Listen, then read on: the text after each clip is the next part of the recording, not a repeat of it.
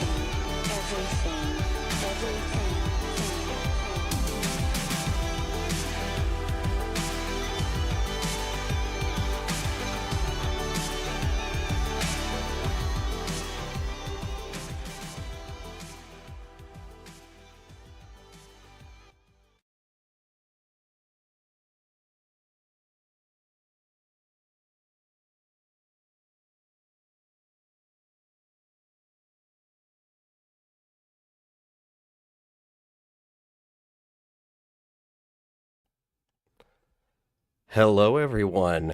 Hope y'all are having a good time zone and enjoying the holiday season. Welcome to the Null Signal Games Off Meta Month Restart Tournament. I am your MC, Mondi, and with me today, I have some commentators. I have the host of the tournament, Lucy. Hello, I'm Lucy, she, her. And I have Armin B. Hi, I'm Humby, she, they. Excellent. Lucy, do you want to take a second to give a little elevator speech if you got one? Absolutely. So the restart format is an NSG only format inspired by the old onesies format. In this format, you take the core set, so system gateway and system update, and then you're allowed to add a cycle of your choice from Ashes, Borealis, and Liberation, and then a set of your choice from the currently 6 available across those 3 cycles. Combine those together into a format for your corp and your runner, which can be on different formats, and then match them against another person who's done the same. It emulates a higher power level than Startup due to the flexibility over which sets you choose, but keeps things in a much more similar vein from a deck building perspective because you're still quite limited in what you can actually put into any given deck. Absolutely. Looks like we already have rounds paired. Have we started the I'm checking to see if we have any games up yet. In the tournament tab, there should be. Yep, yeah, they're all up. Yep, they're all up. Excellent. Do either one of you have time starts in 3 minutes. Either one of you have preference as to which table we go to? What have we got? R plus Sable, PD Sable, Miramorph Zaya. There's a lot of Sable. R plus Sable. Sable is the most common ID at this event, and they appear to have all been given round 1. Let's have a look. Why don't we go have a look at... should we start on table 2? Yeah, sure. Do you want me to pop in and confirm that they're good to stream? Yeah. To stream?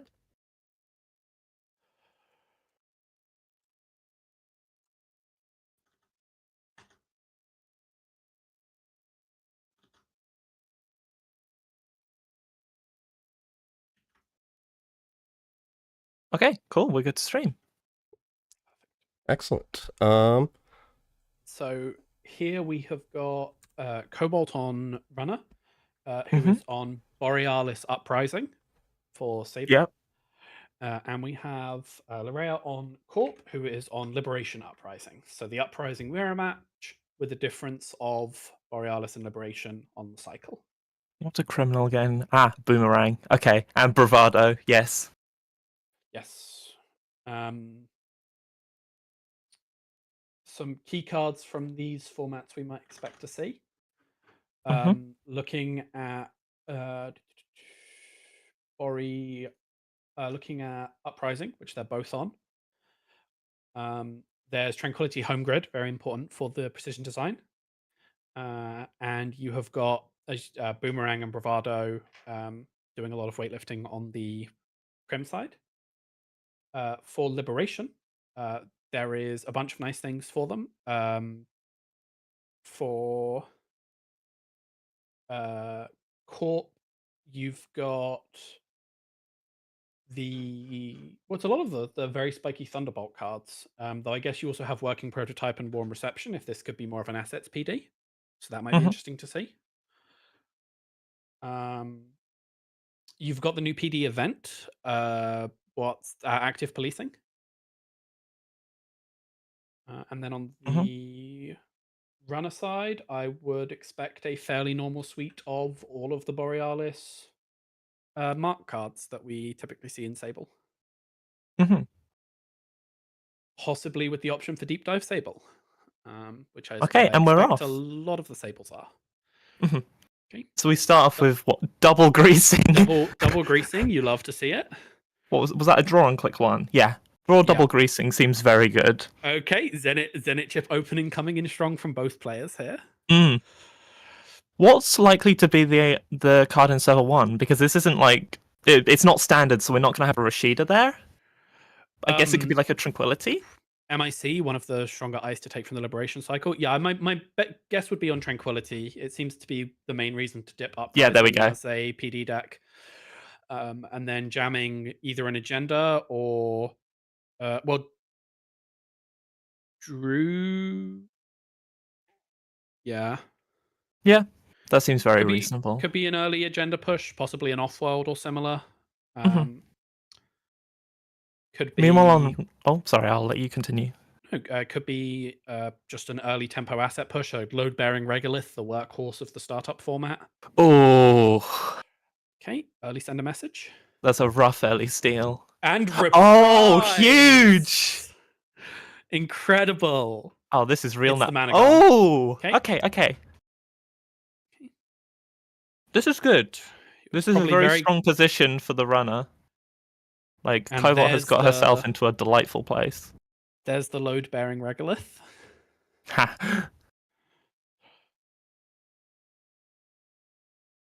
Oh, gee, okay. And the deck is just giving up cards. This may be a quick one, but we'll see. Okay, I'm running back for the win.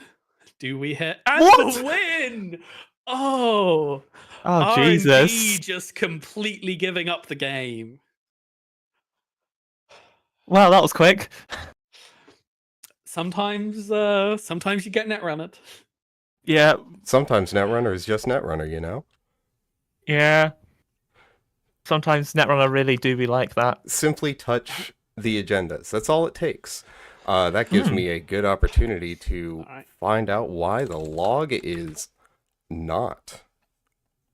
It's very tiny on the screen right now. Hopefully this fixes it. If we want a game that we're confident is going to go the distance, do we want to take a Prada Arisana versus Ampere? Oh, go on. I'll pop it in and check that they're okay to stream. When JNet lets me. Okay to stream.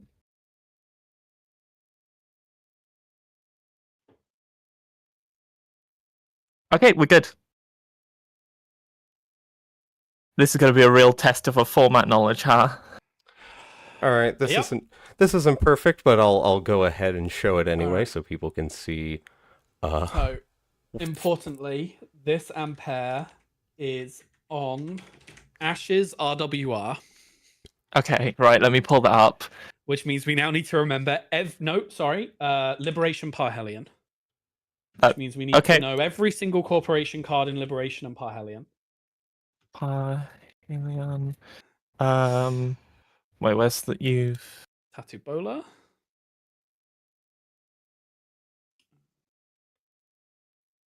Parhelion, TIRWR, be active, DC. Okay, we have assembled the search string for Netrunner. Only 185 cards to worry about. Yup. Speaking but R&D giving up the game here as well. So it's 5-0, but notably 55 sings, 55 snares is very poor right now. Although there is the no, never mind. Yeah, There's the daily cast and the ESOPs. Oh, scores a send a message and the gives. entire economy package just hit the table. So Seems so. What have we got in archives? Oh yeah, no kidding. yeah. Conduit. Now on 21 credits, Oh. there are some very spiky ice to run into. That being one of them. But also, I wouldn't be Yeah. surprised to see something like a Cloud Eater in this deck. Oh. Yeah, that's definitely one way to get past it. Alright. Can't Am keep, I right thinking is can't keep Mav in Arisana this? out. Mav Virus Is not. in Midnight Sun, not Parhelion. Yeah. So that's going to have to be a real purge at some point, potentially. Now, notably for agendas, I would expect to see a lot of the limit 1 per deck agendas. So there are definitely a bunch of 2-pointers in this list. And that was a huge snare! access. A huge access with R&D holding and delivering a snare. To be fair, at 5 points, I feel 5-3. I feel like Lord Getlander deserved a little bit of a break. Yeah, I think with 1 muse on the table and 2 muses in the bin, the purge is just the straightforward play here, and a simul chip in the bin. Getting that Fizarum back is going to be quite difficult. There's probably only 1 or 2 more simul chips in the list.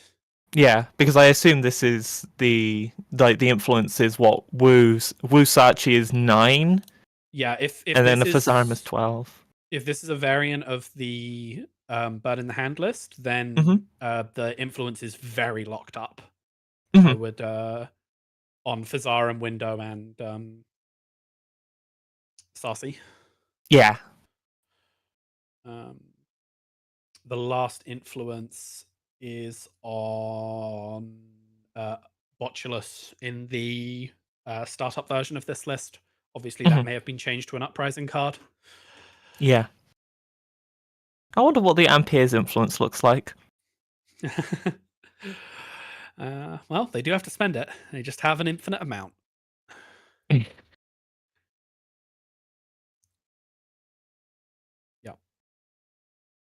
Yep, that all makes sense. Oh, sure, yeah. Yeah.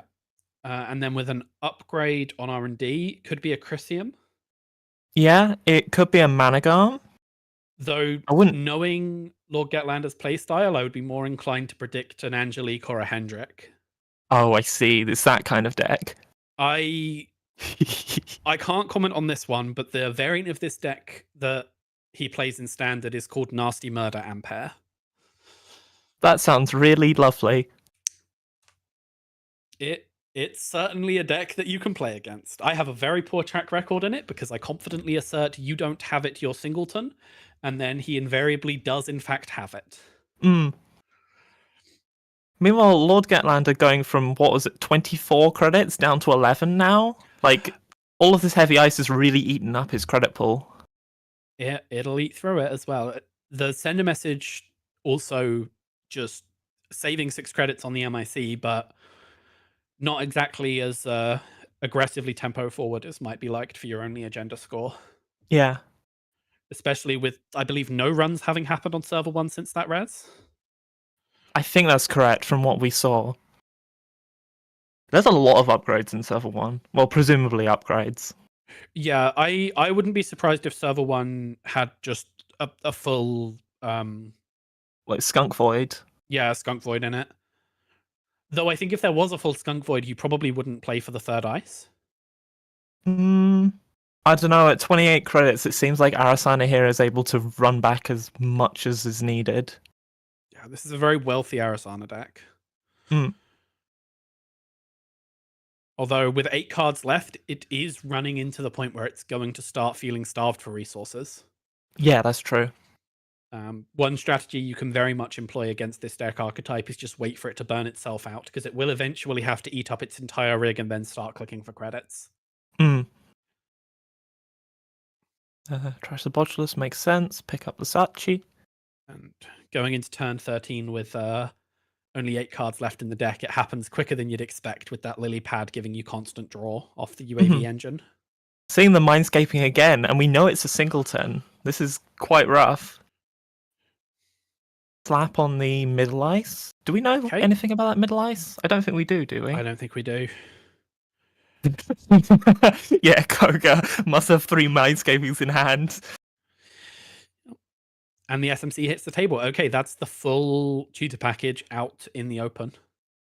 Yeah, although is there much left in the deck to SMC4? Well, we've got a Unity and a Echelon presumably still to hit the table.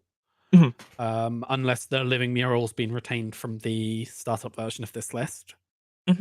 Which, given the switch over to Simulchips and Muses, Simulchips and SMCs would surprise me from a slots perspective. And the daily cast, actually. Oh, an Euler. Interesting. Oh, and a trick shot. Okay, this is probably going to be quite a big run. Oh, Vovo! That's a nice res. Getting a free tattoo seems huge. We did know there was a tattoo bowler in the game. We saw it earlier. So... Taking the swap? Presumably. Yeah, there Takes the swap. Okay. There's Cloud Eater. Cloud Eater. Yes, Slap Vandal versus Cloud Eater is not great for Slap Vandal, but I assume we're going to see the Fazarium. We don't see the Fazarium come down. I think at this point you don't want to risk just getting purged out. I think bringing out the Echelon makes a lot of sense. Especially with 24 credits to spend on it. Yeah. Pay 6. Has to take the on encounter from Cloud Eater. 3, losing 2 Sarsies and a lily pad. Okay, deck is in real danger of getting just completely ground out now with only 6 cards left. Yeah, but getting that Echelon down makes a lot of sense, actually. Echelon, because of the hammer as well as the Cloud Eater. I'd not spotted that. Yep. Resonance smiling, hands them 2 credit. With 21, it's not like it's going to make a big difference to the long run of the game. I think at this point you probably need to be shifting into a how can I get rid of those last 5 cards mindset. Yeah, definitely. Oh, that would be so funny. Yeah. Because with plenty of potential for a lot of the more violent upgrades available in this format, Server 1 could be lethal. Depending on the card pool. Oh, because of 1 card in hand, probably. Yep. And to be fair, by forcing that res, that on res ability is now turned off. Oh, apparently the stream isn't showing the game right now.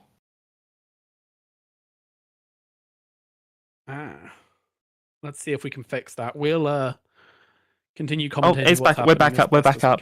Perfect. But yep, that's a Charlotte. Charlotte, okay. Okay. Probably one of 3 upgrades. Most powerful non-Regulus mining license economic tools this deck could be on, and it's going to be very happy to cook it to help recover from rezzing all this ice. Although you have to imagine hand is going to start flooding up if we don't see more agendas pushed soon. Yeah, especially with no ice on HQ, it feels very easy for Arisana to come in and check. Fortunately, Arisana tends to be on the weaker side when it comes to hand pressure unless Burner's in play, which, with 6 cards left, I don't think we're likely to see a Burner. Although there could be one in the deck somewhere.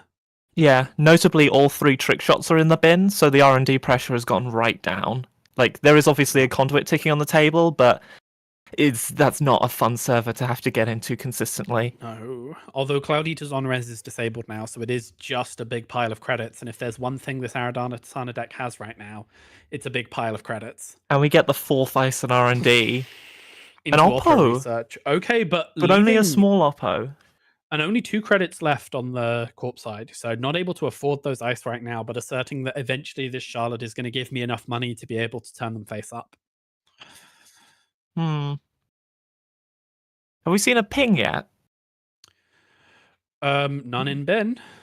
Okay. Because I think I'd quite like a ping res here.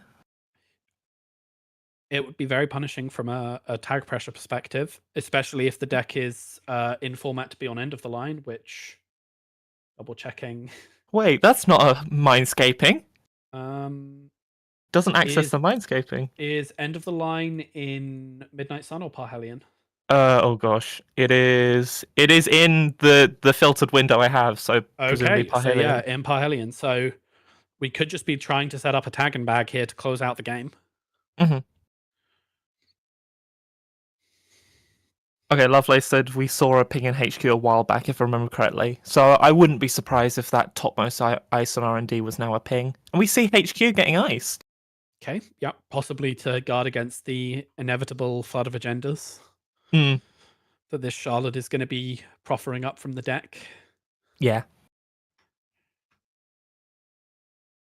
What have we got? We're 34 So cards deep, so we yeah. expect to have seen a bit more than 8 agenda points at this point. Hmm. And no Spin Doctor removed from the game. Gosh, And if it turns out there's an agenda in archives. Okay, so that's the ablative. Ablative? I don't know. I don't think anyone does. Okay, good. Gets Bringing the back Volvo. Vovo, Oh, that's really good. pushing possibly some of those 6-cost dice into the range of payability on R&D, or making the ping free. Ampere doing Ampere things. This is true. Oh my god, the mindscaping. Mindscaping! I mean, the mindscaping alone is a kill threat with only 7 cards left in this game. Hypoxia. Okay, this is. Yeah, This hand is on shaping up to be absolutely ruthless. full tag and bag mode. We just need to find a way to pressure through a few more cards. 6 cards Yeah. to go until guaranteed lethal. I assume there's a public trail somewhere. I imagine there must be. Like So even with, playing the public 12 trail credits, even playing the public trail to drain 8 feels reasonably solid here. Just there, like 55 stings, 55 snares is running out of money. well, 2 simul chips on the table. Oh, there's though. a public trail. I'm so good. 2 simul chips on the table and an Aesops. We could very easily see some Muse Coalescence recursion coming out. Yeah, perhaps. I do wonder if the SMC is just an Aesop's fuel at this point. I can't imagine there's any program left in the deck. It would be quite unfortunate if there was. Hmm. The one bottom card being a program. Looking through, we've seen all the Muses, we've seen all the Coals, we've seen all the Sarcies. If we've seen a the full full Breaker 15. suite. 1, 2, 3, 4, 5, 6, 7. 8, 9, 10, 11, 12, We have. 13. Cool. Yeah, I would be surprised if the last card is a program. Just touching hand. There's the Hypoxia again. Yeah. And finally checking bin. And Nightmare it's clean. Oh, with the Nightmare Archives. I thought, oh, there might be an agenda in bin. This seems reasonable. Oh no. Okay, we're down to 4 points. Means a 3-pointer does it, but a 2-pointer no longer does. So all of those gateway 2-pointers feeling less of a liability at that point if they're present. Yeah, grabs the Muse, presumably grabbing Cole. Just waiting for it to come through. No, it's the Fazarum. Okay, we're pushing. Surprised at that. Oh. Okay. If this is an off-world. It's a Luminol. Oh. Huge. Wait. Oh. Are we going to see an install purge? Oh, that would be brutal. Are we going to see a Mindscape? Oh, we can't access the Mindscape anymore. Digging for something. The winning I'm surprised agenda, the maybe? Mindscaping isn't just being held for kill pressure, but Mm. Jam winning agenda definitely feels viable here, although unless that is Skunk Void in server 1, it could be very contestable. Mm.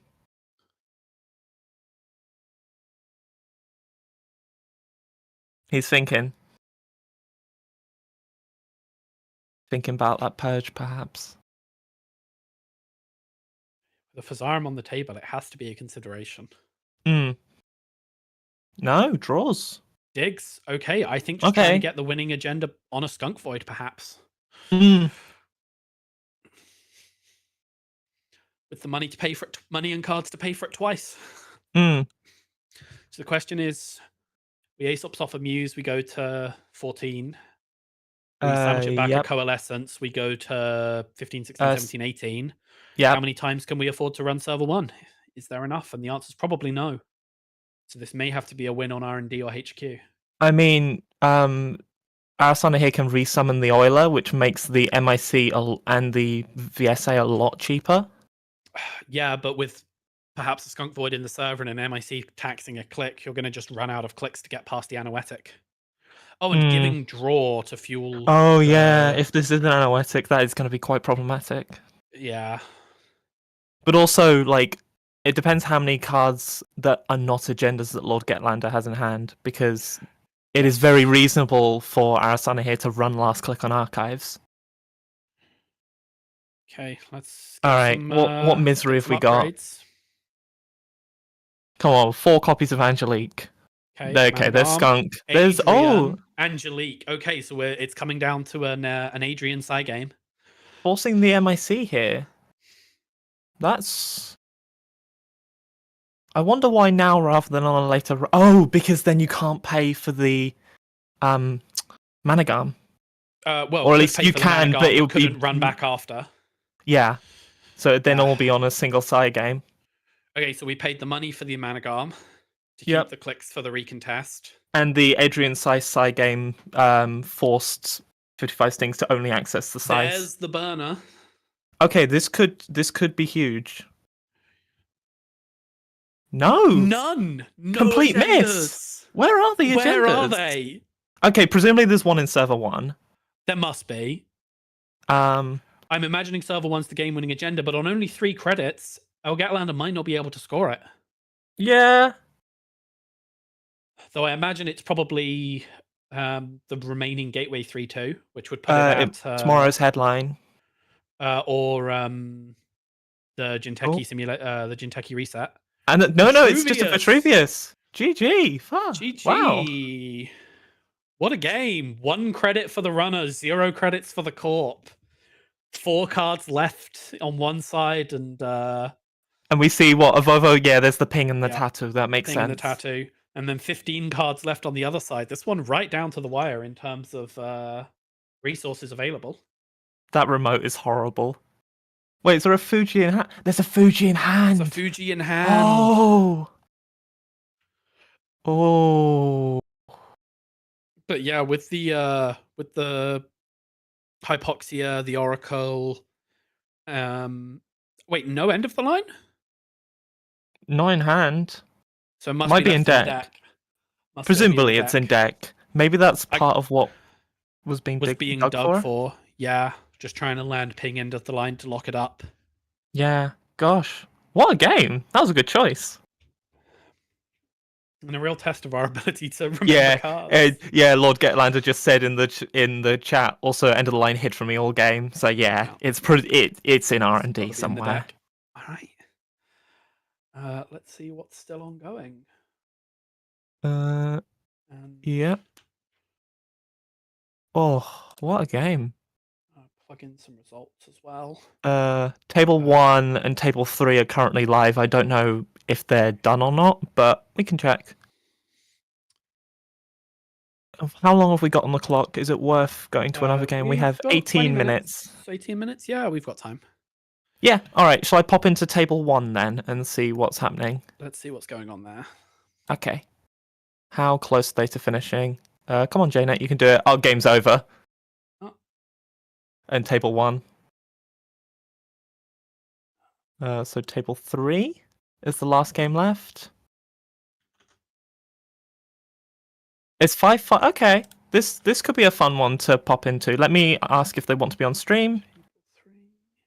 To stream ? I'll take that as cool. We're good to stream. Excellent. Okay, so quick recap of where things are at. 5 points to 5 points. A giant wall of ice being presented against a single Matryoshka, a single charge Matryoshka, I should say. It looks like the Corp is just trying to fully wall out the runner here.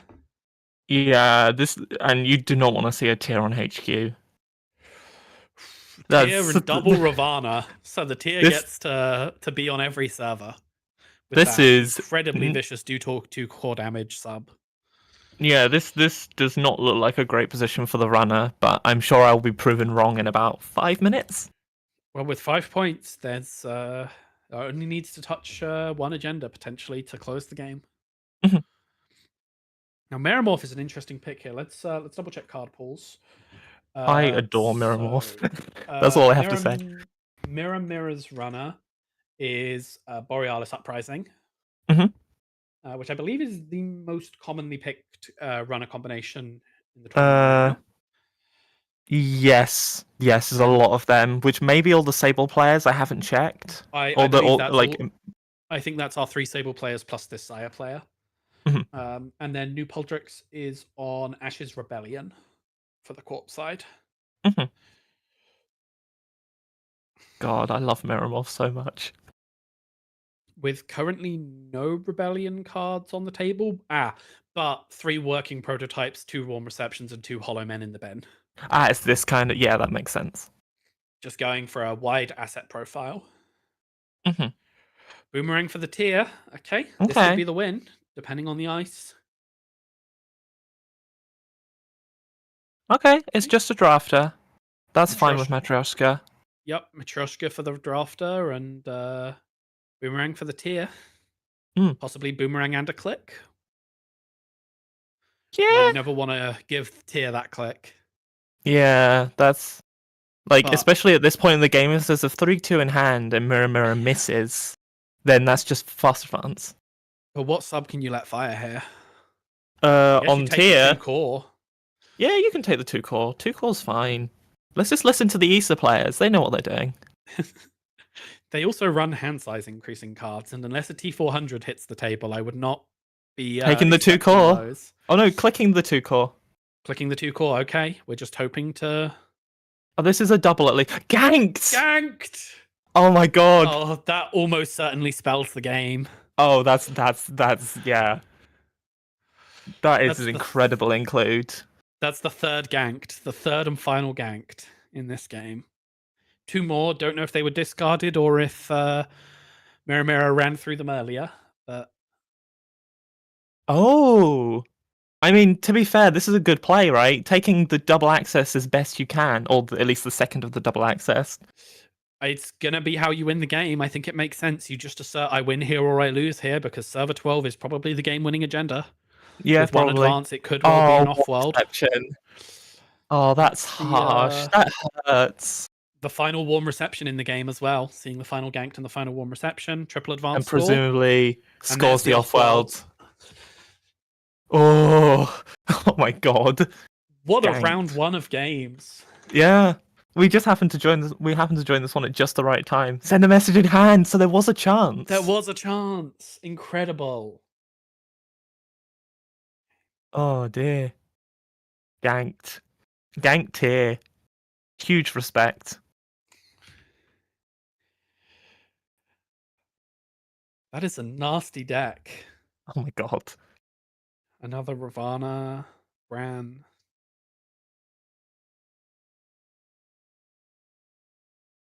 Oh, that remote basically says no. No, thank you. That's Do not. Expensive one.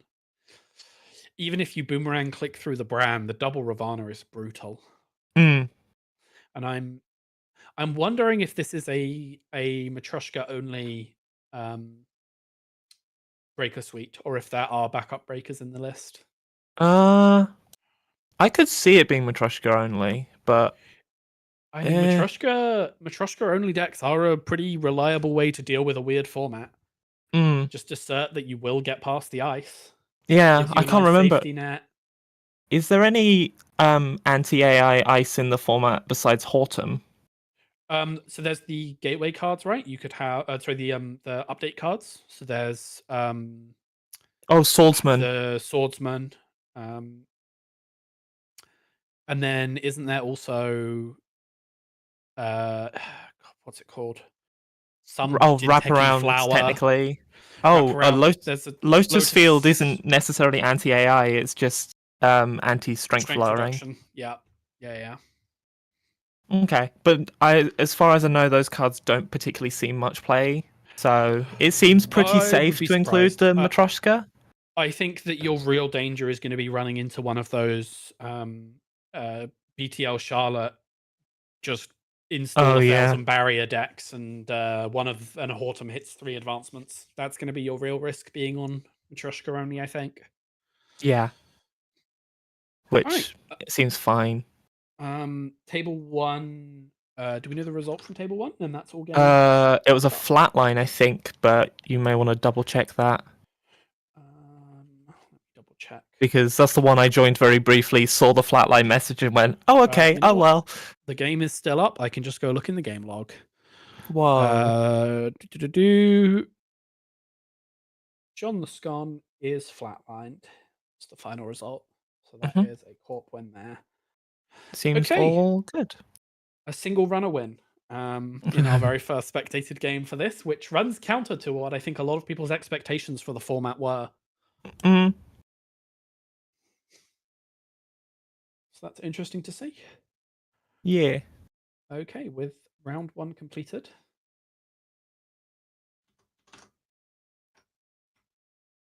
Okay, we'll just need a minute to do admin on our side, so hold tight, everyone listening in.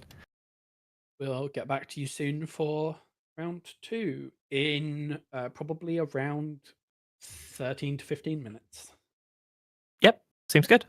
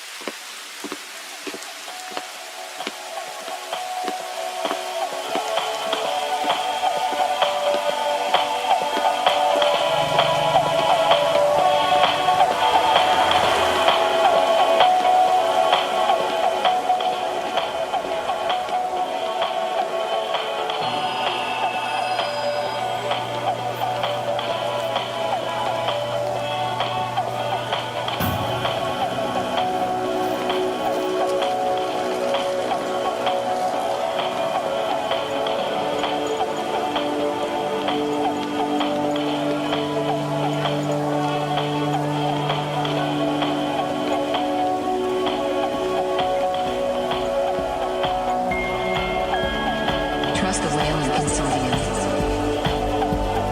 Build. To last.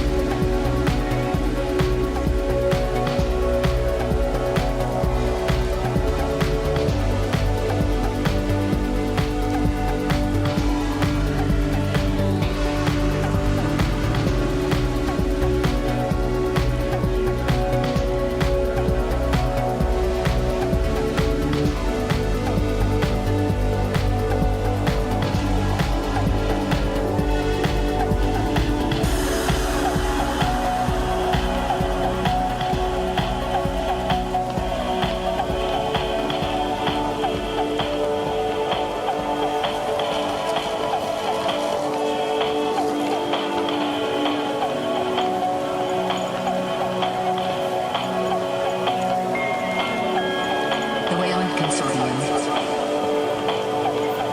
Builder of nations.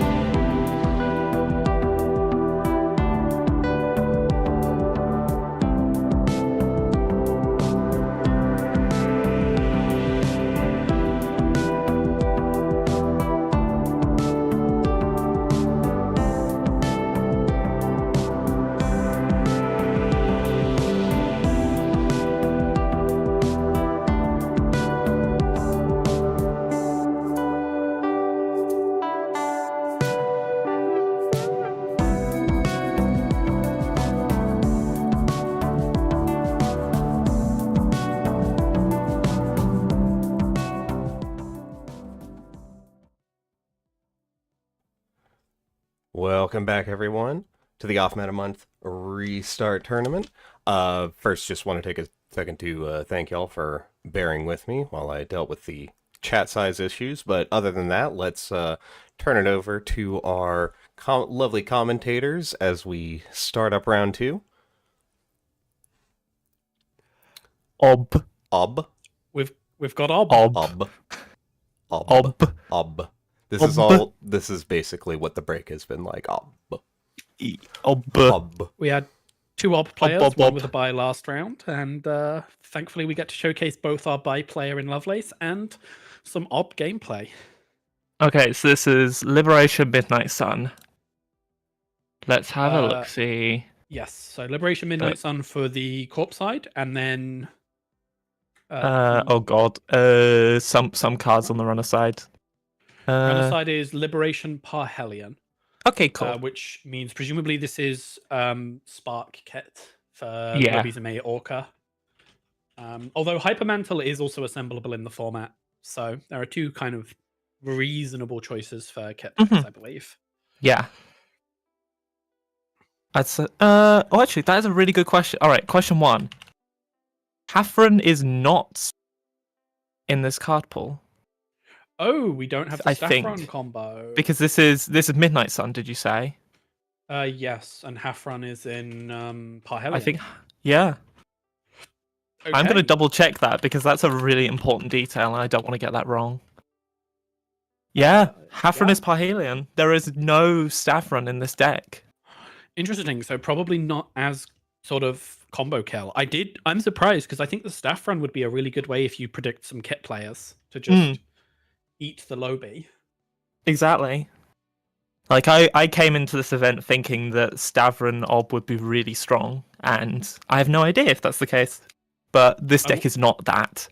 We're not going to find out today. I wonder what. So what are our key cards from Midnight Sun for this deck then? Well, Ob obviously. Hang on, let me. I've got the whole mixed thing rather than just Midnight Sun, but I will bring up Midnight Sun separately. Hold up Midnight Sun. So Azef Protocol for your agenda suite is huge. Yep. Oh, Sviatogor. Envelopment. Envelopment's very big. Starting, I'm not sure what 4 cost you're going into without border control or. That's a really good question because I don't think there's Anvil either. So there might be something in Liberation that we've forgotten that's at 4. What is it? 04. Well, you could go into Stavkor at 4, but then you're just getting a Stavkor on the table, which doesn't. Feel yeah, I wouldn't do that. Hortum is an okay 4. Treeline is a very solid 4, actually.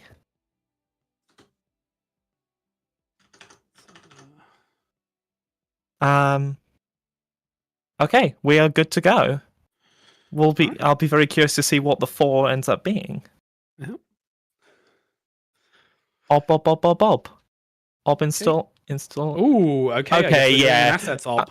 Yeah, okay. Sviatogor is very, very relevant in this matchup. Yep. And then I'm guessing some of the powerful. And open straight away with a trick shot. That's what you want to see. Tries to Marilyn. That's pleasant. Ooh. And starts getting prepaid value immediately. Sees the Sviatogor. There it is. You've got to trash it. And telework, but not able to. That seems like a really strong turn for Lovelace. Yeah. Okay, ice coming down, and the load-bearing Regolith, the true workhorse of all small card pools. And notably, Lovelace is so low on money that it would be quite significant for her to come and trash it here. And there's the Shaper Economic Recovery coming in, but too late to make a run on the Rego. Then we take 6 from the Regolith here. Spin into Hedge. Oh, just slowly ticking down the Regolith. I mean, this is probably a really strong server for an envelopment right now. And we see the Hermes come down. Laundry Hermes could be good for some early pressure. Hits an Extract. Oh my god, is this girls? It could well be. We're on Liberation. Oh my god. Right? Yeah, this is Liberation. So, so with Liberation, we've got the full package basically. Hit Spark Lobby. Yep, makes sense. Triple Ice on server 4. We can see most of the deck.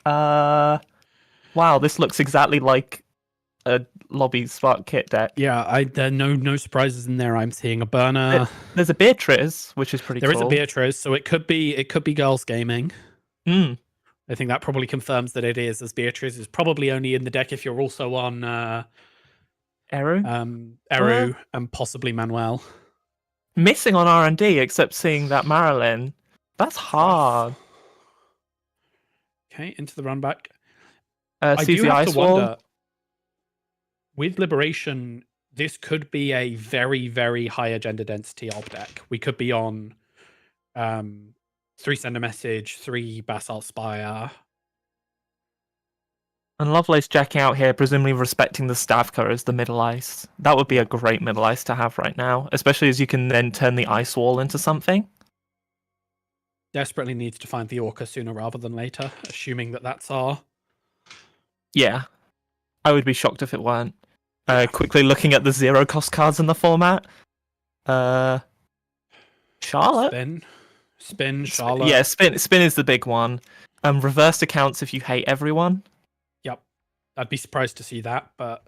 I think it would be incredibly hot deck building. Purple Influence already in the deck.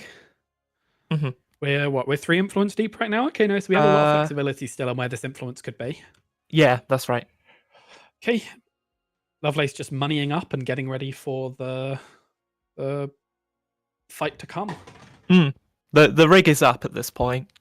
Yes. And because of the no danger from Stavron, Lovelace can run with pretty much impunity, unless there's some sort of kill plan going on. Which there could be, we haven't seen much influence yet. Actually, is end of the line in this influence suite, in this card suite? No. No, it's not. Okay. Is Parhelion. Oh, I mean, it doesn't matter because we've just seen a Powers and Eminence score, which is huge. Huge. Yep. So there's and gets the Archer on R&D. How surprising. And then I wonder what's going to... Yeah, okay. Bounce on R&D ice seems fair. What was the Powers? The Powers was a Marilyn in 7-7. Marilyn campaign. Yep. Perfect. Yeah.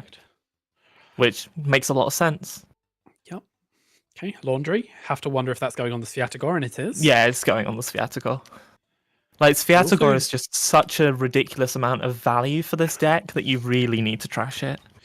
You do need to set up to get rid of that Powers at some point, though. Yeah, but there's not that much of a rush right now. No. Like, there's no agenda on the table. The Corp's only 1-0 up. You can leave the Powers to cook a little bit. So now you might need to trash the Powers. So the good news on 4 credits, Orca is one of the most efficient things you can use against an Archer. Yeah. Notably, I've just checked, there's no Zato. Oh, good. It's what, Orca and Fizarum are your only 2 ways to really 4 credit through an Archer? Yeah, unless you want to play Atman 6, and if you do, then good for you. Some giant turbine rig, I guess. Oh yeah, a turbine echelon with 4 breakers gets you through it for subroutines. Yeah. Overclock the remote makes a lot of sense. Yeah, with a full rig up, you have to just be trying to assert some economic pressure here. Yeah, absolutely. Baiting a value stuff, when it's perhaps less important to the board state would be huge. Although you have to wonder if you just leave it face down and hope you can get a chance to use it when they can't afford it. So that's Stavka trashing the Marilyn. Oh, sorry. Stavka trashing the Marilyn seems quite nice. I'm not sure what the one situation is at this point, given we've seen 2 ice walls and a Powers. But like, I could believe it. Oh, here we go. There's the Stavka going for a 0. Which will be the Sviatogor that was just shuffled back. Yep. Very nice. Because notably, after this turn, it doesn't really matter if Kit paints the Stavka as a code gate. Previously, we had that ice wall, making sure that Kit had to break this as a sentry. But once the Stavka goes back down to 2 strength, you don't really care. Yeah. This is big, though. Like, Lovelace is spending real... Oh! That's still only a 4 credit break, but, like, forcing Lovelace down to 1 credit is very nice. And stealing an Eminent. You're glad to touch the other Eminent. Bouncing the Mystery Server 8 card, which I don't think we knew about. I don't think so. Yeah.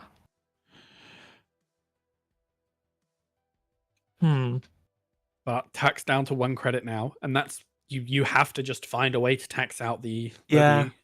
Clicking for 2 credits here is not a fun way to spend the end of your turn.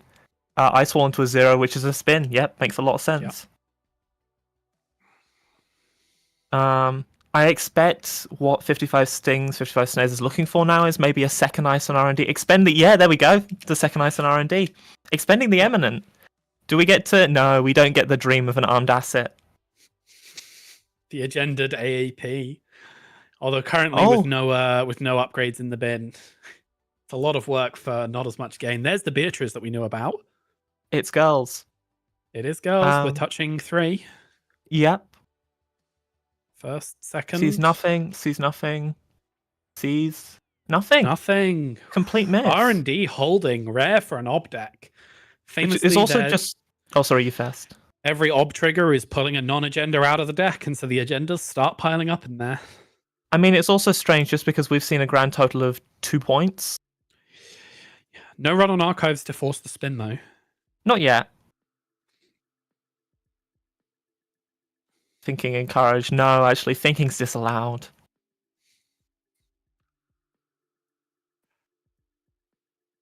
Oh. That's why you've got to play Speed Netrunner. Get a chess clock on a short timer and... Where's the Marilyn? Is this... Press the tree line to see Mav. Mav into Descent, maybe? At some point? The Mav is I guess this is a huge value play if you're predicting for Zyrem Entanglers in paper. That's a good point. And then Extract declines. I guess with a Sviatogor on board, you're getting all the trashes you need. Yeah, and 2 Marilyns cooking, you're economically stable and you've got the trash engine. Yeah. Maybe there's a world where you trash the 2 credit Marilyn just to get that additional 3 off the extract, even if you don't get an ob trigger. Now the real question is, how often are we going to be clicking that Beatrice? Because it is a double. Oh, Pharos. Big Pharos. Breaks for 5. That tax is going to be a good, consistent way to keep taxing out the runs. Yeah, this is interesting. Oh, there we go. There's Steals our of agenda. Assault. Okay, now it all adds up. Well, the agendas had to be somewhere, and Ob loves just piling up that density. What was that? Telework, yeah, makes sense. Discuss test run, makes sense. So we're 5 credits for the Pharos and 4 for the Archer. Yep. We're getting a 1 cost on the start of turn, which is an Ice Wall. Yeah, that makes sense. I wouldn't be too surprised if we start digging to find an error at this point with only 1 open central. Notably, a big thing that happened last turn is by picking up the tree line, we can now make that 10 strength Pharos. There we go. So suddenly HQ via Beatrice is no. Absolutely love having the Ob player on the commentary team with me because I did not see that at all. I know my Ob. We're seeing it now. Maths? Yeah. I was going to say, could this be a You can break with Labysum. Yeah, it's not too bad, but it's still not pleasant. Yeah, but you only need to touch a 3-pointer and the density is piling up in R&D. Presumably. I mean, it's got to be. Every Ob removal is 1 less non-agenda. Oh, there's the 2-pointer. That's only 2 points, though. We're up to 6. Yep. But the run back on Archives forces the shuffle. Now, did the right Hermes card get bounced? Because presumably that was an upgrade and an agenda in the remote. Yep. And one of the 2 cards was bounced. Yeah. Because 55 Stings, 55 Snares needs a score right now. No score. Doesn't have it. Okay, rejamming the agenda, I guess. Make it an even harder game for Hermes. Although, to be fair, I don't think this is a game for Hermes at this point. The next steal wins Lovelace the game. Yeah, I mean, this is find enough money to click Beatrice 1 more time. Yeah. And at 7, that's not easy to do. If 55 Stings can score out maybe next turn, then suddenly that powers that bees maybe reinstalling the tree line, and then that's even more tax on HQ. Yeah. We could see an Eru come down, as I think we briefly mentioned earlier. I think Eru click Eru is your ideal line out of this, but There's still a significant number of cards in deck, There's the although Diesel. Lovelace is making a good attempt at getting through them all. Possibly push to find the arrow. Telework, yep. 2 credits short of the Pharos. Yes. Running Just a run, archives? forcing the spend. Yeah. Oh yeah, because the Eminent is still sitting in there after all that time. That's And a now you have shame to because wonder- if Go there ahead. was a score next turn on server 4, then using powers that be to install the Eminent in server 4 would be incredible. Okay. Creative gives us the credits to run that Pharos, but we're presumably going to see some more defenses come up now off of a score. Maybe there's a hollow in 4. Declines Ob. There might be an Asief in the remote, and thus grabs the Tucana on something else. Hollow. There we go. Sansan. What are we cooking? There's the Spire. I mean, With a click Sansan here spare. is kind of like it's like obviously it's got fast advance potential, but it also works as a bit of a seamless here. Something that a lot of ob decks like is something like seamless, just to be able to put pressure on the remote even after a score turn. Interesting. And here now 55 sinks, 55 snares can just install an agenda in server 4. Pharos on archives to wall against Arrow. Interesting, rather than trying to double dip the defenses against Powers installs Regolith. Hermes immediately bounces it back. Sure. the classic, and then we have another install. Which could easily be the Regolith. Now we can afford a run here with Beatrice, and we're going straight for it. I could quite easily see this be the winner. This being could the well winner. just be the game-winning play. 20 cards left in R&D, and a good number of those have to be agendas still. I wonder if there are any 6s in deck. Oh wait, no, Sansan's There a it 6. is. Oh, and that's it. Oh. All Blues on R&D, a tale as old as time, but the girls deck putting out incredible R&D pressure from every avenue. Yeah. I do wonder if, obviously the final Pharos install was sort of a guarding against the arrow, but I wonder if you don't put it on HQ to try and just prevent this. Maybe. But then I guess with 11 cards left, if they find that arrow, you've definitely lost. Yeah. Forced, like, sort of forcing her to have it is quite a good thing here, I think. So Yeah. putting that on HQ. The problem is that drains another credit. And 55 Yes. Stings 59 says presumably wanted the 2 credits so then they could res Pharos this turn. Oh, not Pharos, sorry, Regolith this turn. Yes. If that is a Regolith that got reinstalled. I would assume so. Like, I think that's the sort of way you would have to build back up in this situation. Yeah. I guess you could credit, click Hollow Man and score a 4-pointer, score an off. But I doubt that's in the deck. But there are lines for economic recovery where that's just a jammed agenda. But I guess I would also expect the Regolith. Yeah. Regardless, what a game. Like, Yeah, great game. I think I agree with what's being said in the chat where this is a very rough matchup for Ob. But like Yes. Ob really held its own here. Like, obviously losing losing the Basalt on that R&D access was rough, but yeah. Yeah. Severin would change everything. Yes. Yeah, I'm Kimberlite. surprised. Yes. I'm surprised that the value worked out that you took all of the odd players take all of Liberation rather than locking in the half run by having the other half of Borealis. Yeah. But there's But I a think lot I'm of just- very valuable cards across all Yes. of Liberation. Yeah, like Hollow Man is incredible. Yep. I don't think there's much more that needs to be said, really. Hollow Man is incredible. Well, Tucana and Hollow Man being in opposite sides of the set, both very, very key cards for this deck. Yeah. It does make a lot of sense. Yeah. Should we see if there's any other games still going on? Sure. I assume you've had no other results reported as of yet. Oh no, Table We 1 and have 2 have both Table 1 reported. and 2 reported. Table 1 reporting a runner win, and Table 2 reporting a runner win. I will pop into what's in. So 3 is With 3, it's Wayland versus BTL Steve versus Cambridge. Steve. That's Let's see what's compelling. going on with Steve. Let's just double check we can stream. Come on, JNet, you can do it. Good to stream. It's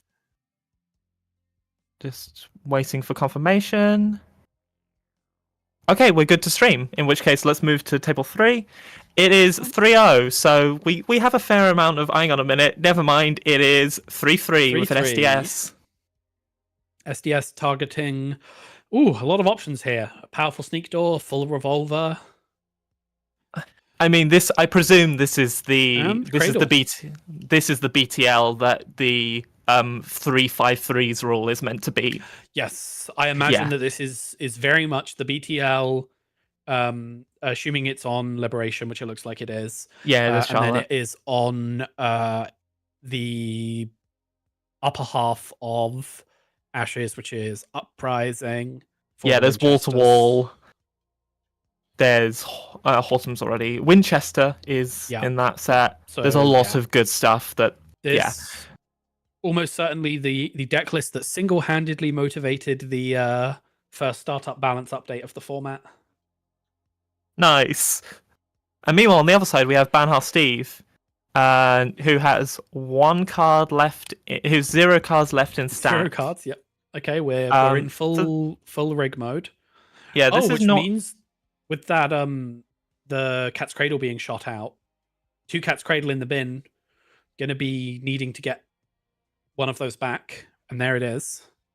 Oh, steals a Basalt. Okay. It's not as dire as it looks for the runner, because it does not look good for the runner. Let's be real. But they're about to, if they can find some money, which they've got on Penny Shaver, they can get their final Cat's Cradle back on the table.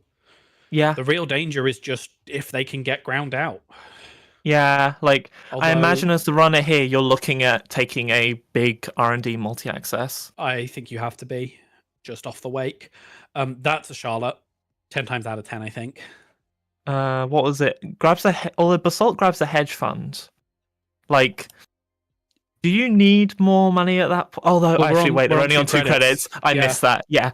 I think the install advance here, the only thing that makes sense is a Charlotte. Yeah, I think I agree. Okay, Charlotte, and we're pushing something.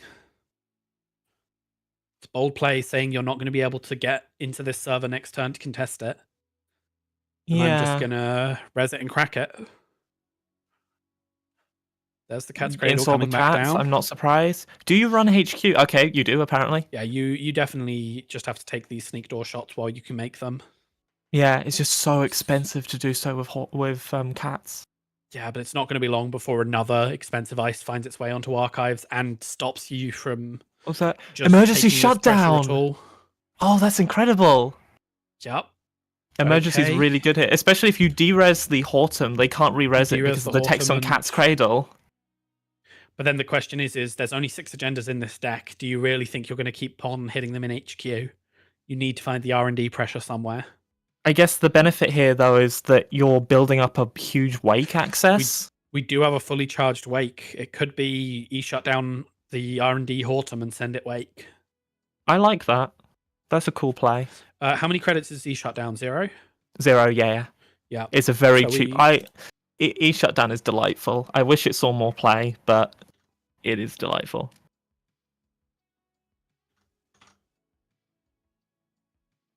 It's interesting to note how much of the Banhar Steve core exists within the sets that Havre of Fun has chosen, which I'm just going to remind myself which ones they are. Borealis Uprising. Yep. Most of the cybernetics are in Borealis. There's the Charlotte, okay. Double Charlotte. That is a Charlotte. Yep, cracking it and pushing. I've played against and played a lot of this deck, so I should hope I can read its lines. This was the true blight of startup for the first half of the meta. Mm. Another ice on archives. There's the archives ice, just locking out that sneak door. Do you go for the wake run this turn? Interesting that we're leaving another counter on the Charlotte rather than cracking it and jamming. Usually the double advanced Charlotte play is so that you can use it at the start of turn, crack it, and then jam something in its place. Mm-hmm.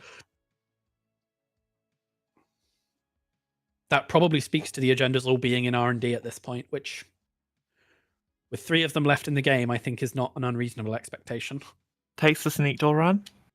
I think the real test will be whether or not Mirror leaves this ice. Okay, if it's a descent, it's an easy res. Oh, If it was more expensive ice, then you might leave it face down if your confident hand is going to hold. so Haver of Fun can bankrupt themselves to get into HQ here. Surely Or- you bounce off the descent. Probably. Like, I think you use this as an opportunity to run R&D. That's my thought. But the thing is that one advanced outermost ice, your worst case scenario is that flips up and it's what, a logjam? Oh, going through. Oh, okay, we're bankrupting. I guess we're asserting with the daily casts, with a penny shaver, with we have economic means to get back into the game. Yeah, and notably the emergency shutdown is still in hand, if I remember correctly. Yes. So there's going to be, like, this But- gives them the opportunity to play that this turn. Won't have the money to shut down and run back. No. But can at least irritate the corp, which What was I think the as a runner Steve is an grab? important. Boomerang. Boomerang. it's- Boomerang Horton yep. Run could do it for you, but just Double money credit. clicking for credit rather than taking the penny shaver money. Oh yeah, that's true. It's an easy one to Uh, miss. Hits the E shutdown. Oof, What okay, are we shut down. hitting?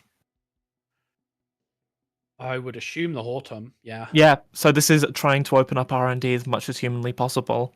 Yeah, Unfortunately, the unfortunately- Charlotte on the table means Yeah. that it's not going to be that much of a denial. Charlotte is just going to cook. I feel like we're in. Honestly, the line might just be click for 1 million credits and get yourself in a position where you can make that big wake run and hope it closes the game. I think that's you have probably correct. until Mirror finds an agenda and jams it, and you'll know when that happens because the Charlotte will be replaced. Yeah. And at How this much money point, can you get? I don't think you replace Charlotte with anything other than an agenda at this point. So what, you tick up on daily cast going to 5. Penny Shaver gets you to 8 with a click. We can't see any other credit gain, so you can go up to No. 10. Presumably installing the Boomerang as part of this play to make the Hortum cheaper to get Yeah. through. And you need to click for the run. I think you can take a turn. I think you can just take turns off though. I think you're not under any pressure right now. Yeah, I think if Mirror installed double advances this turn, then suddenly the pressure is very on. Yes, Because an that's very SDS true. ends you. Yes. Taking it slow. Unless this is Question is- advanced just for net. Just for the crack, 4? yeah. I mean, it's worth doing. It's It's just another hedge fund. It's part of why BTL has so much power with the release of Charlotte. Hmm.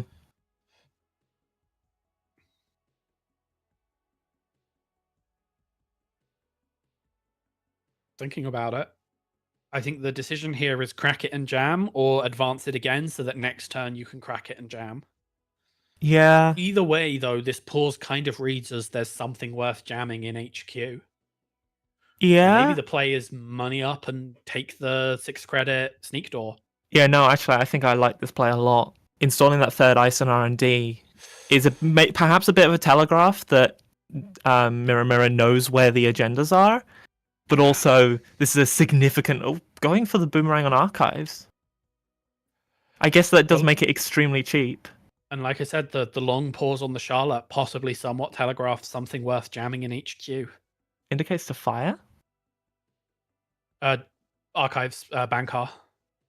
Oh, of course. Yes, thank you. Losing the pinhole. Okay, we're now at 0 cards, so a single top deck Angelique ends the game. Not that I would expect the deck to be on one. I was about to say, we're getting into spicy territory here. Oh, huge! And there's the win. There was one there ready for the steal. That was my incorrect call then. That was fantastic. The pause on Charlotte so much to me read as, do I crack this and jam the agenda, or do I advance Charlotte again to do it next turn? I thought there was the wall R&D, but that read to me as an agenda. And it looks like it was. Yeah. No, I think the debate with me was always like, is Mirror going to install an ice protecting R&D to keep things to prevent losing and that? Yeah. Oh, Steve, But even Steve with really old. a maximum wake implant, there's only 6 agendas in the deck. Mm. You're not that likely to that there's a chance it misses, basically, especially if you have one in hand. Mhm. And there Yeah. we go. Mirror That's it. commenting in chat was thinking about the Charlotte Kraken jam and decided against it. Yeah. Is there an easy way into that remote? I think the answer's no, right? Like the Pharaoh, you can boomerang the log. No, you can't boomerang the log jam because it's 3 subroutine, has 3 and the runs subs. on it. You can boomerang the Pharos and take a tag, but then Yeah. your 6 credits for boost, and then how many cybernetics do we have down? All 3? We have all 3, so it's 0 to break. So it's just 6 to boost. So yeah, you could boomerang and run the remote for 6 credits, which I guess is what Mirror was scared of there at the end, with deciding not to go for the jam play. Yeah. Because I think the jam play reads as an agenda every time. Well, there we go. Have we got much left on 1, 2, 3, 4 have all reported?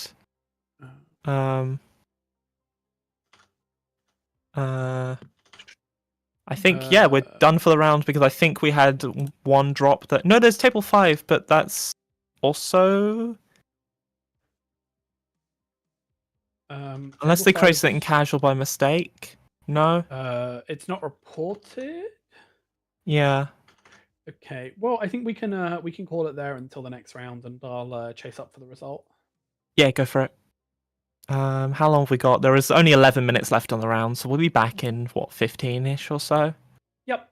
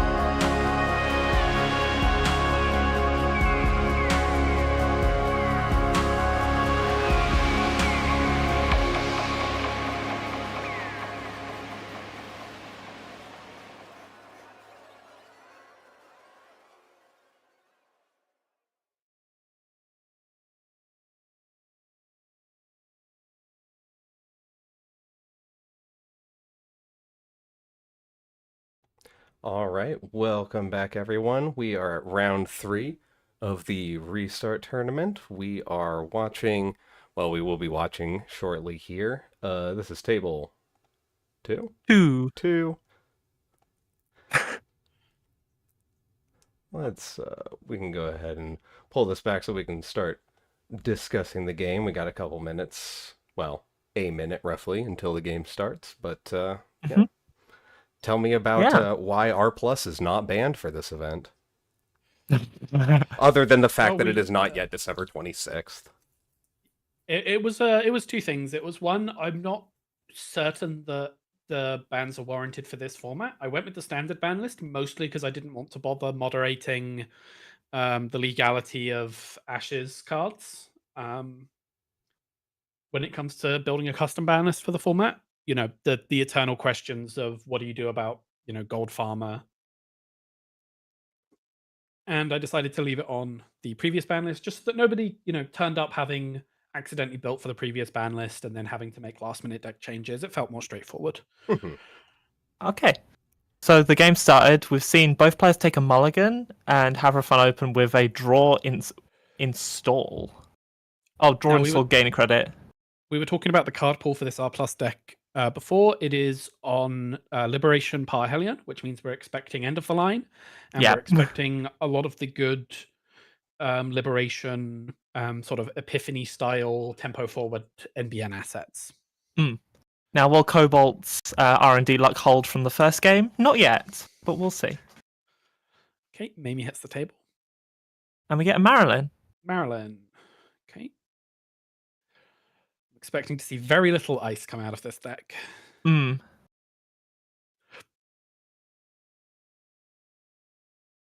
Behold's in this, isn't it? Yes, Liberation. Yeah, Behold is in this card pool. Cool. Because I assume that's going to be the big driving factor for Cobalt as to whether she runs. Yeah. The fact that Behold is very easy. Oh, we're seeing a score off the table. It's a Beal. Interacting with anything gets you big oppoed as well, past a certain point. Yeah. That's a very early Beal score, which is a nice way to feel comfortable, I guess. Penny Shaver into open centrals. You're always happy to see it. Oh, Oracle taking a tag and Oracle. immediately giving an R plus trigger. Takes the credits. Clears the Clears tag makes sense. And Penny Shaver for money. Yeah, the fact that steal suddenly got R plus out of its economic hole is really, really strong. That's the power of R plus. Yes. There are many players that are going to be glad to see it leave. That's an ice. That's one more ice than I was expecting this deck to put and down. And suddenly the bravado gets... I assume it's a VSA, right? Is that in the... I feel like that's in the... It could be. It could be it could be. Which half of Borealis is Serevna in? Good question. I will just check my list of cards to see if it's on there. I can't spell. It goes under U. It is available. It's in Parhelion. So I would not be surprised if that was Serevna either. Though I think you'd have seen the res if it were. Yeah. Not seeing I wouldn't be surprised. Makes it interesting what that could be. It could be a ping. And just sort of have a fun wanting to make sure that they've got access to and end the run when necessary, rather than immediately giving that information away.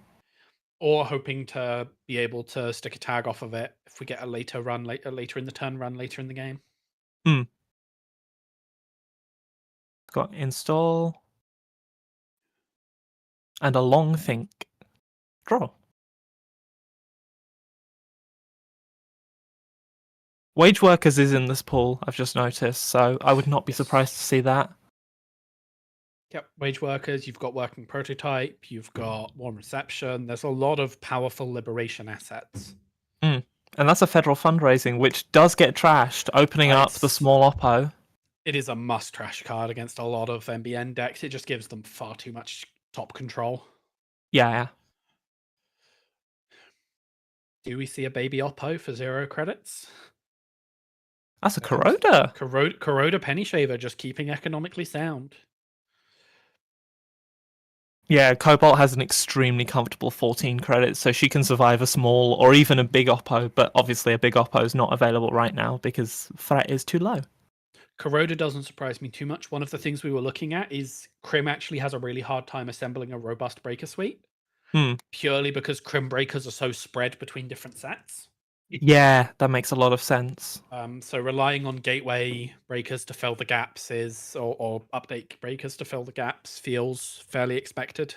Now, I wonder if Havre Fun is filling archives with Oracle think tanks. Funhouse. Funhouse. That's a Bounce off the Funhouse. very helpful. Well, I mean, it didn't do that much here, but it was still a strong res. And there's a ping for a tag, presumably getting the money back. Yep, got the money back. Bounces off and clears the tag, not taking the access. Guess not wanting to risk the behold and having to float. Yeah, she's playing a very sort of careful game, which makes a lot of sense. Triple credit. I think the second you see that the MBN has Parhelion as their in their Yes. pool, you have to play a very respectful game. Yes. Now this is interesting. I wonder if there's a think tank in here. Because handing the runner a think tank for both tags and threat seems genuinely... There we go. There it is. But still taking the shuffle. Yep. Presumably there was more than just the think tank in there, but Havre Fun didn't really want to give away 6 taking or 7 the draw points. And a reprise. Oh, reprise! The Funhouse is huge.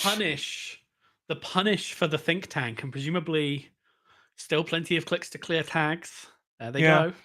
It's really interesting to see criminal decks running not Hermes, but Penny Shaver and Reprise. I think it's more slots combo for the format. Yeah, I imagine it's like an economy thing. I remember when I was building Criminal Startup a while ago, I had to include Penny Shaver because the money for Criminal was shaky for a long time. I think Borealis has one of the better criminal economy packages. Liberation is starved on the Crim side. A lot of them are just importing liberated accounts right now. Yeah. But yeah, I would still not be surprised if you're expecting to have to keep up with some fairly wealthy decks.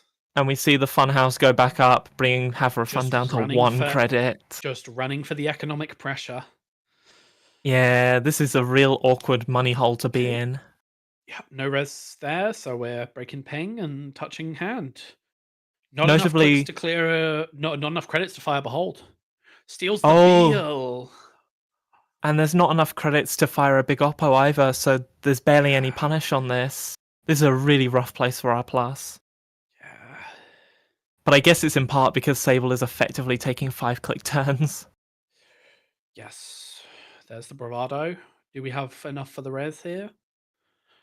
I would love to see an unsmiling here. Yeah. Serevna would be such a good ice here, but it isn't. But there's no res. Or if it is, then we're saying, maybe hand is clean and we just want to have enough credits to get back in the game. There's the end of the line. How shocking. Carmen hits the table. That's the Serevna a lot less impactful with 22 credits in the bank. Draw, hedge, draw. Just digging. What is Havre Fun digging for? Like some kind of combo piece? Or long-term economic, some kind of economic out, a turn where they can just jam working prototype and 2 resable cards. That's a full breaker suite. On the plus side for Havre Fun, VSA versus Unity is quite good for VSA. Piranhas! Taking a bad pub. But also that is miserable to break. That is a... Although with Unity it's not so bad. What is it? Big fat fish right now. It is 5 to break, 3 if you discount, if you take the Jesva discount. Boosting twice, yeah.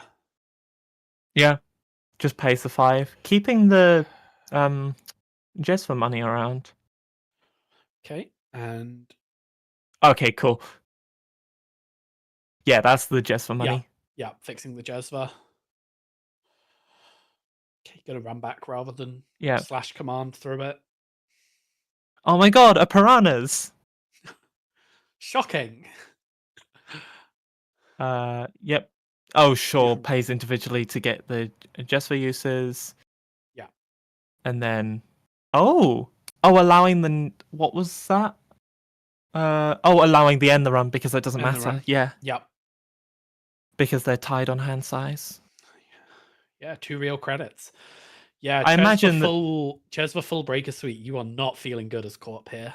Yeah, I imagine there's superconducting in here somewhere, just to make that piranhas absolutely horrible. Now, But- what do we reckon that is? Hollow Man agenda? Can't afford to push. Yeah, Could be a maze on an oracle. A maze I on a would- third oracle. I would like to see a maze on third oracle would be amazing. I'd also like to see a behold. Like, you need Yeah. some way of slowing Cobalt down. She's on so many credits. Okay, and we've got the run. No res. Okay. Probably no res, right? Keeps the behold threat alive. Will we see It depends. Jack If it's a out? ping, then the behold res stays. True. Will you take the access? It's It a is maze. a maze. Is it It's a maze oracle? onto oracle. Oh, it's A maze onto tomorrow's. That's still good. That's Like, great. obviously, 6 points, really bad. But, yeah, like- yeah. 3 tags is not insignificant. Well, 3 tags, and we know there's an end of the line in hand. So full clearing the tags. Big Oppo is now very online. Yup.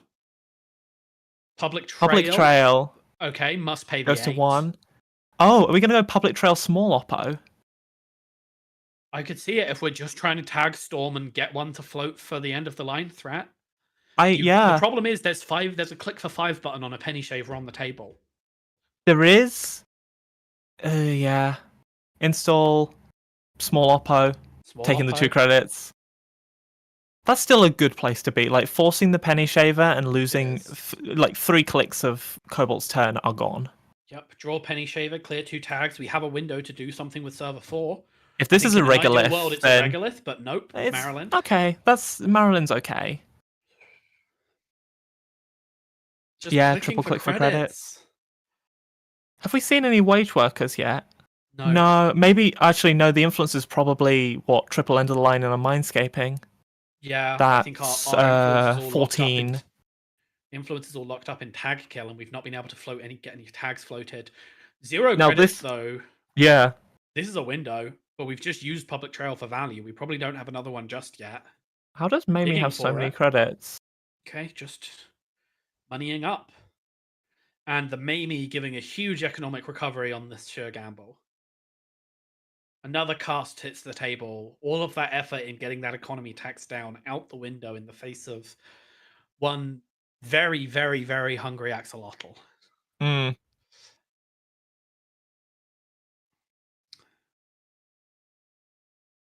Okay. This might be a behold. I can Table believe. behold, I can yeah. believe. That was a gaslight. Gaslight. Fair enough. Like, So the question is, where are we going to find 2 tags for double end of the line? And I think the answer is behold. yeah, it's going to have to come from a behold. It's going to have to come from an Oppo research. There's the Oppo, big Oppo, surely. Big Oppo? Yeah. Oppo. Okay, cool. This is better. Takes the full turn off. Okay, gives us a turn to use whatever we just jammed. Hopefully, I would like to see like a superconducting here for the piranhas, or Mamie's eating cards again though, so possibly hoping just to play another sure gamble for 700 credits. yeah. Docklands. Okay, Docklands, this is very Bravado. sensible. Yep. Like, there must be agendas building up by now. There's It the is a unsmiling. Serevna. Wonder why we didn't have the res on it earlier. Possibly just didn't want to go down to 0 credits. I would not blame them at all.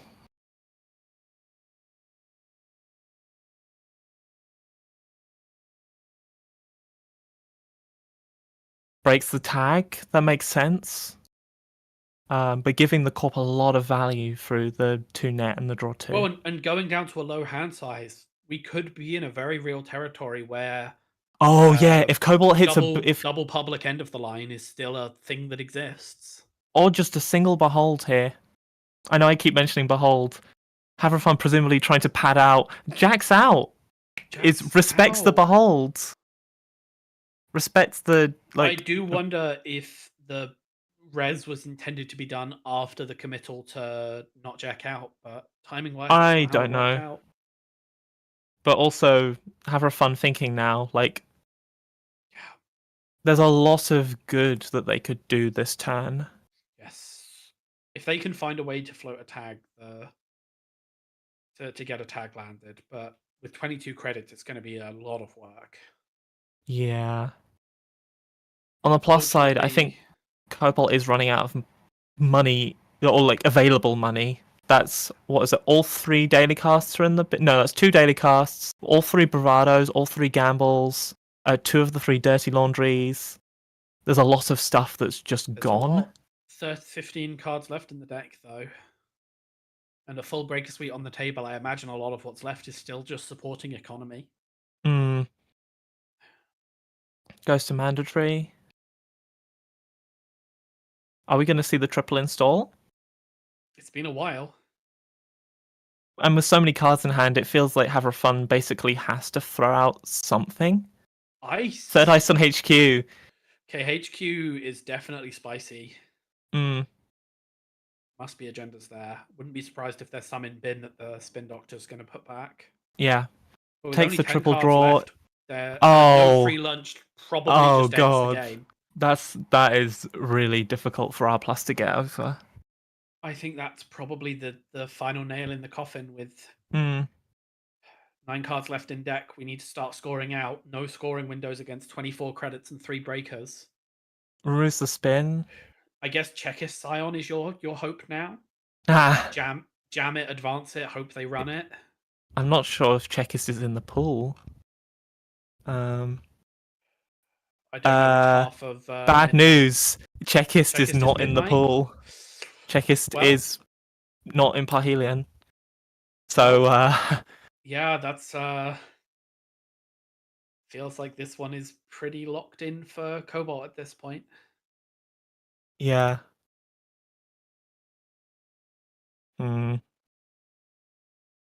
right, Table Behold, let's see it. We have to get through this no free lunch, and we have to get through. I mean, yeah, the way I see. Seraph. Oh.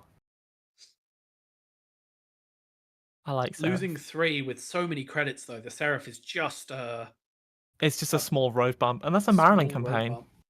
That's fine. Roadblock, you know what I mean. Run HQ, well, with no credits, there's not a lot that Have a Fun can do to stop this run. Yeah. And with 2 Jezva credits and a bad publicity, the run's costing 1 credit. And then that's getting refunded by the Penny Shaver. Penny Shaver. Send a message, and that's game. There we go. Ooh. It was going to be in there somewhere. What a game. Overflowing with tech. And just so much money. The Sable deck putting on a masterclass in disassembling a combo tag kill R+ deck. Right, let's see. Table 1's done. Let's have a look. 3 or 4, basically. We can see if PD's had a better time. Yeah, let's see if PD's getting a better run of it than. I'll just pop in and see. Come on, JNet, you can do it. 5 to 6. So there's a fair chance. In fact, it may be that this is about to be the last run of the game. Because the runner has just ended their GGWP. All right. Cool. Maybe not that one then. Do you want to check on the other one? We can go back to Ampere. It looks like. Yep. Although actually the game has not ended yet, so maybe maybe this is okay. We'll go to Ampere. I will ask about the Ampere game. Yep, they're good for the stream. Yeah, cool. And this PD game has just finished. Cool. This table 4. Yep. Is this Ampere versus? Did we have Ampere versus Sable the first time we featured this deck? Or was it something else? It was Arisana. It was Arisana. Yeah. Hyperbaric from the Sable. Ooh. I wonder if there's a Jezva. Yeah, there's a Jezva in bin. There's a deep dive in bin, obviously. Hypoxia in the RFG zone, so presumably something happened with that. Oh yeah, there's a core damage as well, so it makes sense. Hendrik in the bin. Wonder if that got face checked at some point. Yeah. Oh, upgrades in the bin. Hendrik, Adrian, and Angelique all in the bin. Yeah, there's a whole, like... And there's Oppo in the bin as well. Like, there's a whole lot of kill pieces that have been spent and presumably avoided. But triple iced remote and not the world's flushest economy, despite the professional contacts being available. Yeah. It may just be a game of draw the agenda, jam the agenda, and keep HQ clean. Yeah, because Magnet. any kind of big code gate on server 1 is going to be so expensive to break. And I'd love to tell you what big code gates there are, but this is an Ampere deck, so... yes, they exist. There are big code gates. Liberation Parhelion. That's the set I've already got up. Okay, let's filter by ice. Yeah. Let's see what our code gate options are. T ice. A teeny? Okay. Yeah. A teeny's not going to do that much here. Funhouse is... Well, you can just pay through it. Hortum is not insignificant. No. And with a Hypoxia in the deck, our Funhouse isn't completely out of reason. Yeah, it's just more a thing of you could just pay the 4 credits rather than paying the 6 to boost. Hyperbaric for 7,000 credits. Okay, Daily Cast hits the table. We're finding a way out of this economic bind. Piranhas. Notably, Botu sat on a Boomerang sat on a Botu currently. Yeah. Means the R&D is more open than it looks. Not that that's being pressured. It looks like we're just sending it HQ and hoping to catch an agenda sitting there somewhere. End of the line in HQ. Yep. So we found it this game, unlike in the last Ampere game.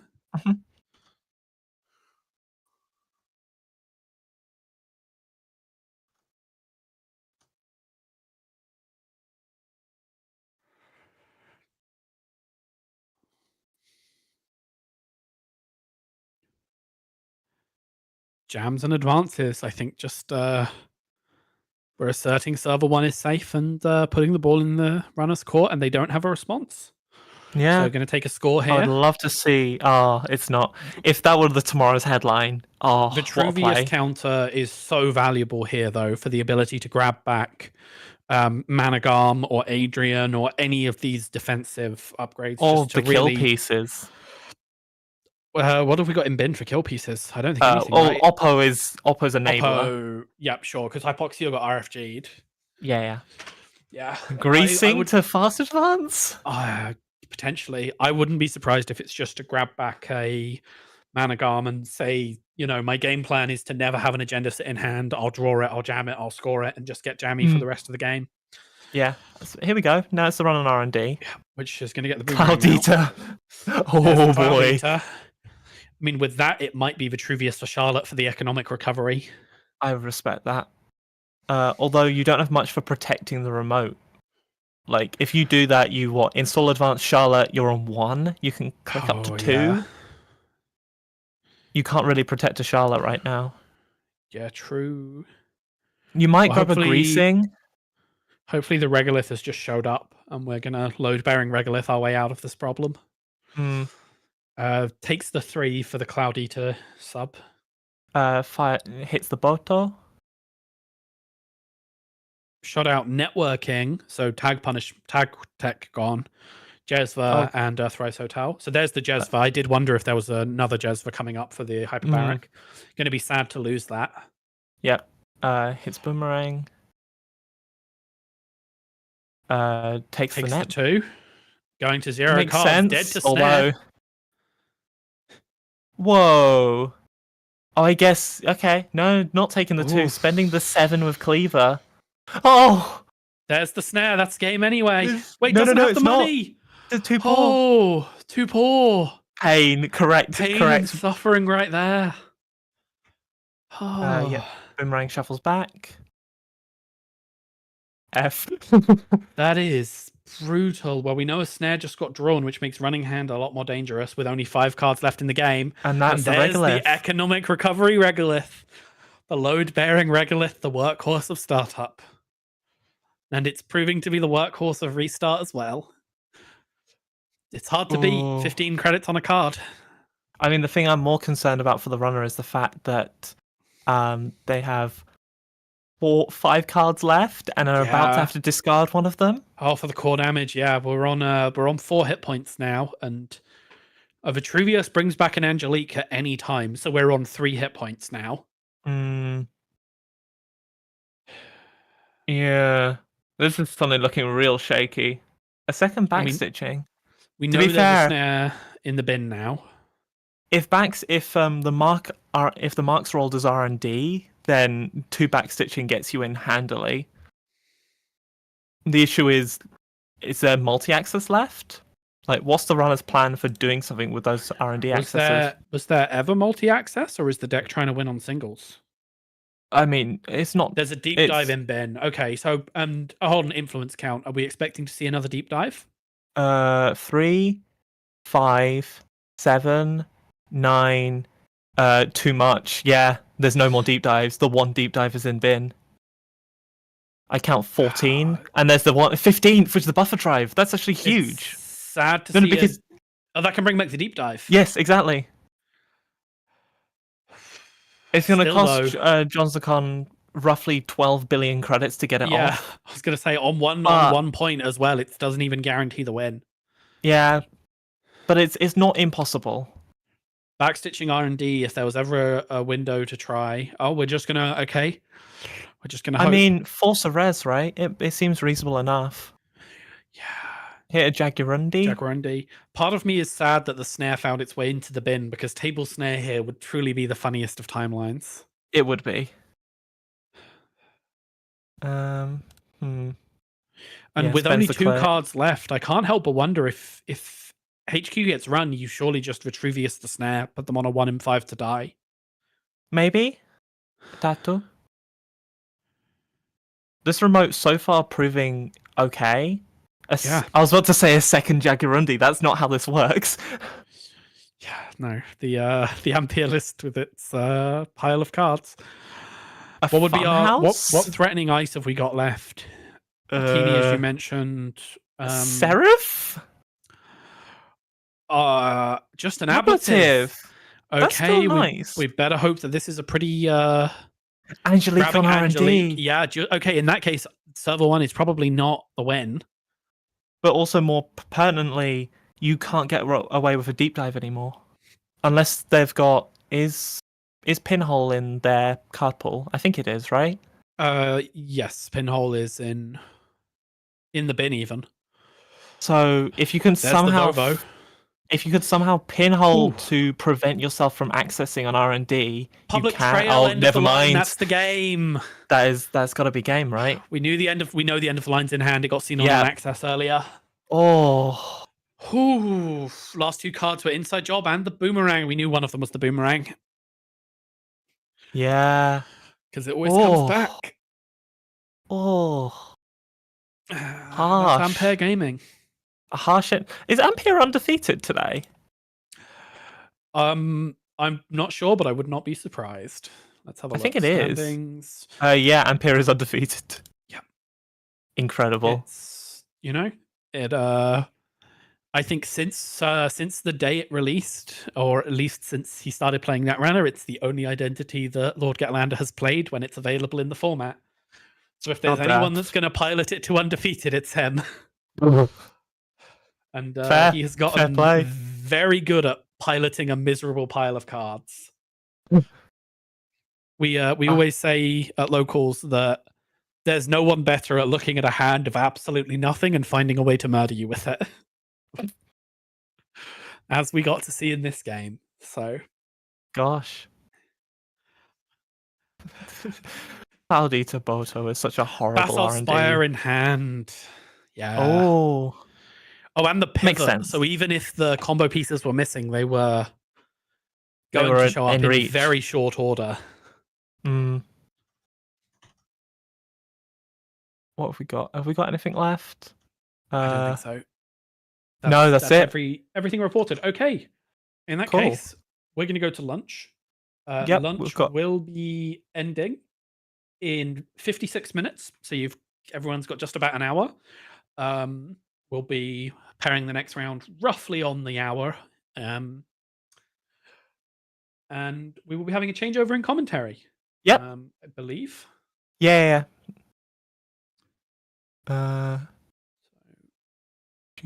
Yeah. Hope everyone enjoys their lunches, and we'll see you all after the break. Yep.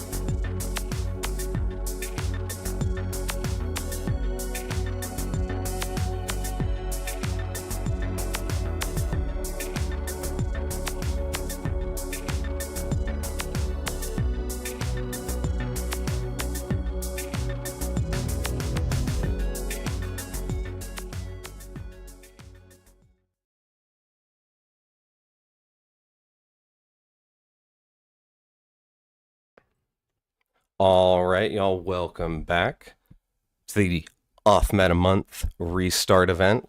We have seen some pretty fantastic games already. I am very hype about Mirror Morph and Ampere.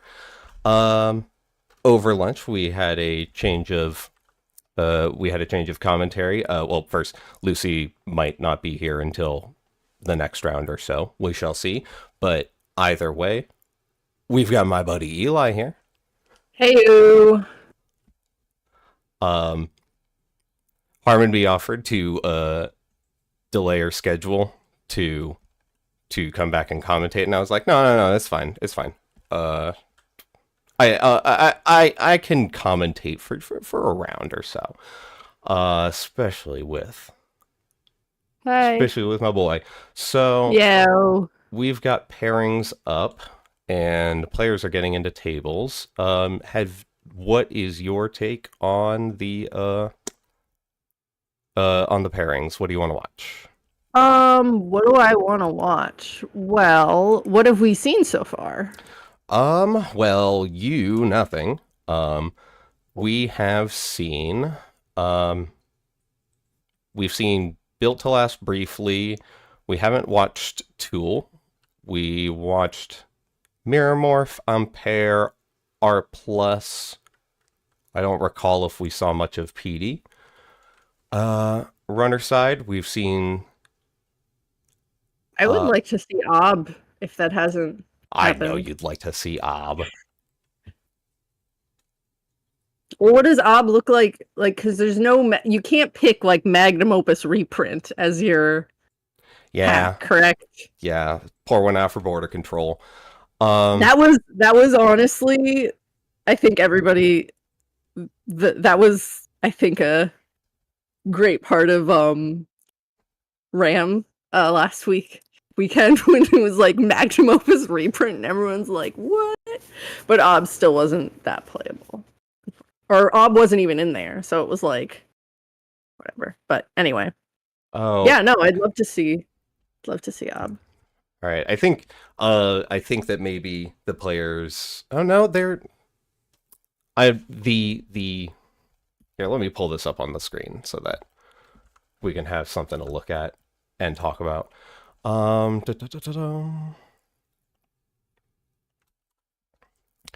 here on the standings page, we have everyone's submitted IDs, so that's fine. We have December Lovelace is on Ob, as was 55 strings, 55 snares, trying to do something. Was playing, but has dropped. So yeah, we could seek out Lovelace if she is playing Corp. And we have not seen Larea, I don't believe, so that would be a good opportunity. Yeah, I mean, I'm always interested, I think, especially with the coming Dawn, what Ob actually does look like without border control, because so if Lovelace, from what I'm gonna check the handy dandy spreadsheet, Lovelace, obviously Midnight Sun, and Liberation. Interesting. Well, because I suppose you have to have Midnight Sun in order to play Ob, but yeah, it's interesting that. All right, we are good on table 3 if you want to hop in. Yeah. Sorry about the delay on getting everything situated here. We're a little ways into the game, but...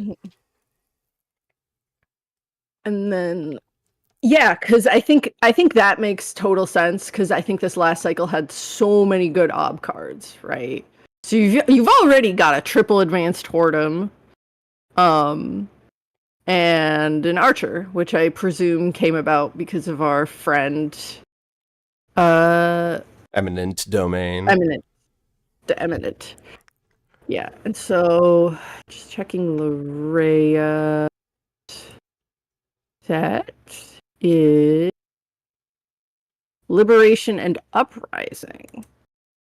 So, believe Tau is in Uprising. So it's interesting I see that, like, I assume that's kind of a trend that for the ID you want to play, that's where you spend your pack, basically. But then the cycle, if there's like a more attractive collection. Tau is System Gateway, if that's what you're... Oh, okay. Well, I'm silly. That's Forget what I okay. just said. Anyway. But I wish I could say that I knew the cards as well, but Yeah, it's all right.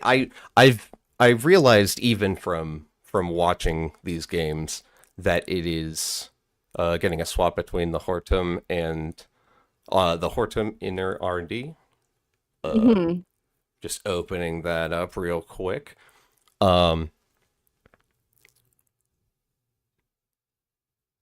Yeah, no, so it can be easy enough to recall what cards were in which block. Which set is a little bit more difficult. So when you're working with the singular imported set, it can be a lot more difficult to harder as that Archer. Archer. Oh, I love that. I love that. That's what's great about Eminent Domain is that you res an Archer and then you hard res it. So it's valid. I mean, that's probably it's not even agenda. But tree line and tree line. But yeah, I think I mean it's like you don't necessarily have like a lot of this last cycle had like a lot of good assets. You know, again, you had Slash and Burn, you had Eminent, you had Basalt. Like I think your whole agenda suite powers is really that be. Powers that be. Yeah, I mean this be. I think this makes a lot of sense. I think they might have just missed the timing slightly. Like gone to Yeah, I don't know how that would have worked, but that's fine. It seems like the things are resolving now. Yeah, let's install a Sansan using Eminent Domain. That's pretty cool. Let's install a Nice from HQ, ignoring all costs. Pretty cool. And adding... Swap that with and then bouncing it with the Hermes. All right, now let's go in with Conduit. Yeah, wow, okay. Good. There are 5 counters on this Conduit. Yeah. Uh-oh. Well, not there are anymore. 0 counters on this Conduit. There are 0 counters on this Conduit. Yep. But then, of course, following it up with Trick Shot. Notably, the lack of the ban list, I think, was... I think a good reason to play in this tournament for some folks. Oh, there is a ban list. No, but I'm saying the ban list update? Yes, the lack of ban list update is what I meant. Yeah. But yeah, I think Trick Shot's last hurrah. You're seeing it right here, folks. Yeah. Ignore Lovely. any more that happen in the next 5 days. Still hanging on in there. Oh, well, okay, never mind. That's all right. Didn't unfortunately get to see Ob's move, but that was just a really commanding presence from Larea there. Yeah. Yeah, I mean, Tau doing Tau things, I think. Yeah. I feel like that Spin Doctor, I wonder if you even just kind of let that happen just because of you already knew that there wasn't an agenda and I guess the top 5 cards, but you know. The thing that I might have the one thing that stood out to me, you know, in retrospect was the last ice going onto the remote so that when swapped there were still only 2 pieces of ice on R&D. So that when bounced there would be just 1. Yeah, but the Hermes is like that. I mean, that's still a standard legal deck that I think people play is the Hermes. Oh, yeah. Or I guess it's a startup. It's a common startup deck, from what I understand. Or it was, or at some point, I think that was something people were. It's an on meta deck, I think. Right. Well, All right. So do we want to check out maybe just top table, or I assume we've seen both these players already, or maybe another last hurrah for a band ID? I don't think that we have seen Patrician yet, actually. Oh, So let's check.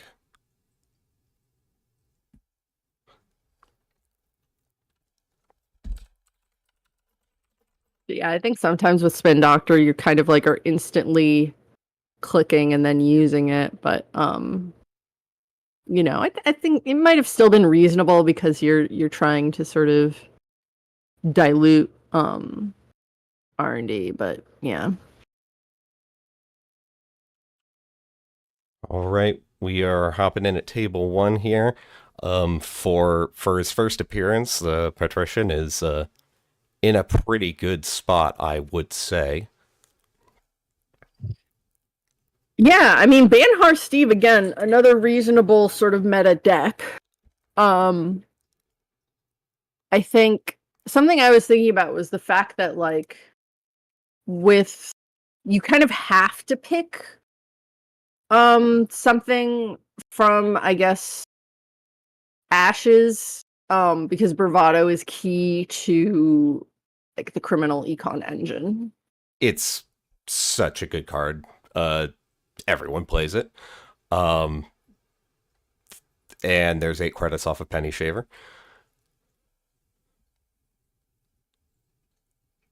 Yeah, I think interesting only taking Uprising, but I think the fact that, yeah, again, that Bravado, and then taking Borealis, but not um Sable. So yeah, I think that, yeah, just Bravado, you kind of have to take either the full cycle or at least Uprising. If you're playing like for any criminal, really. Mm-hmm. Yeah, another. I still can't tell you if Amaze Amusements is good or not. Because whenever I see it, I'm like, this isn't a good card, is it? But sure enough, then I end up with way too many tags to handle. I'm like, I guess this is a good card. Yeah, it's. I've never personally played with it. I've just always felt that. I mean, at a certain point, you kind of get pigeonholed out of allowing the runner to steal agendas as your game plan.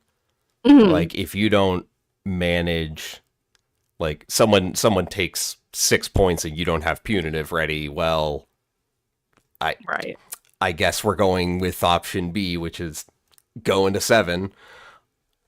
Mm-hmm. Also, the Patrician is using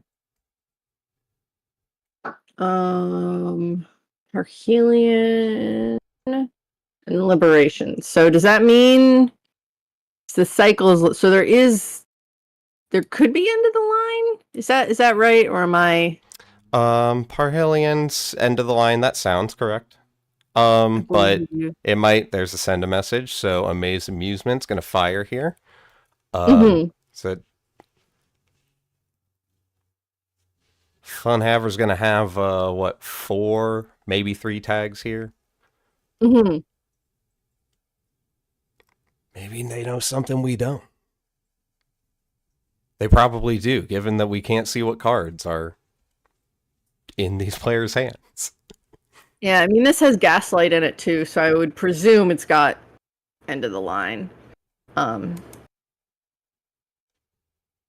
yeah, I mean it's interesting to me again that, like, thinking about the factions themselves, what cards are key to it. I don't remember which set Boomerang's in. That is that in Downfall or Uprising? Or they're I feel like Bravado and Boomerang are in the same set, but I don't know.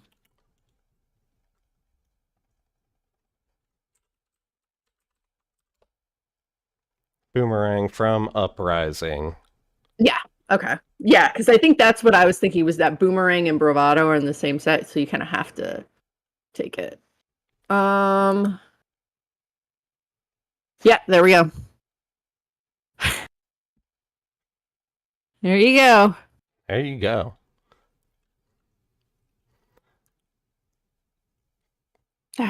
Yeah. That line has been ended. Sorry, Steve. Oh, double end of the line bonus. Yeah.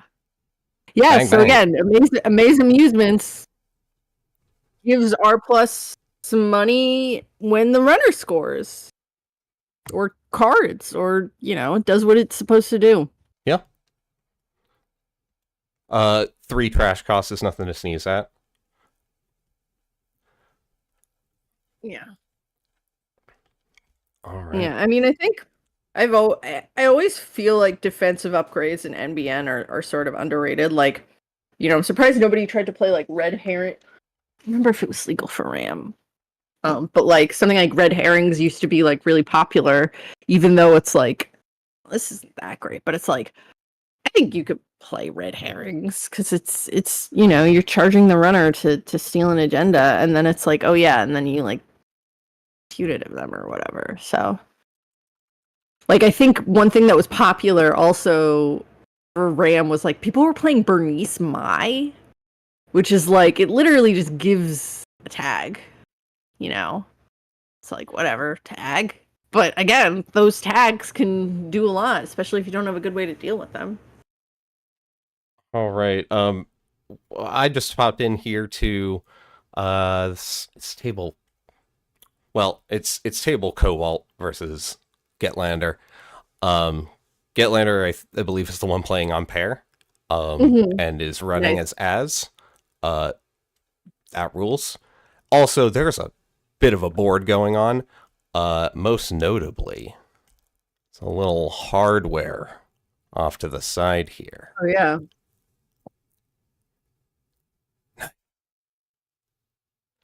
Knife. Yeah, again, this past cycle, extremely good Wayland cards were coming out. And of course, you have to have SDS. Can't not have SDS. So I think it makes perfect sense to want SDS as part of your suite, even if you do have Basalt and Eminent. So.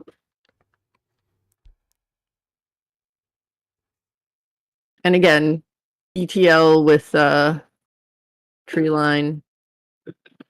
Fantastic. This is quite a. Yeah, I mean, I think like I'm kind of like, it's very much the past several cycles. A lot of good installables for Runner.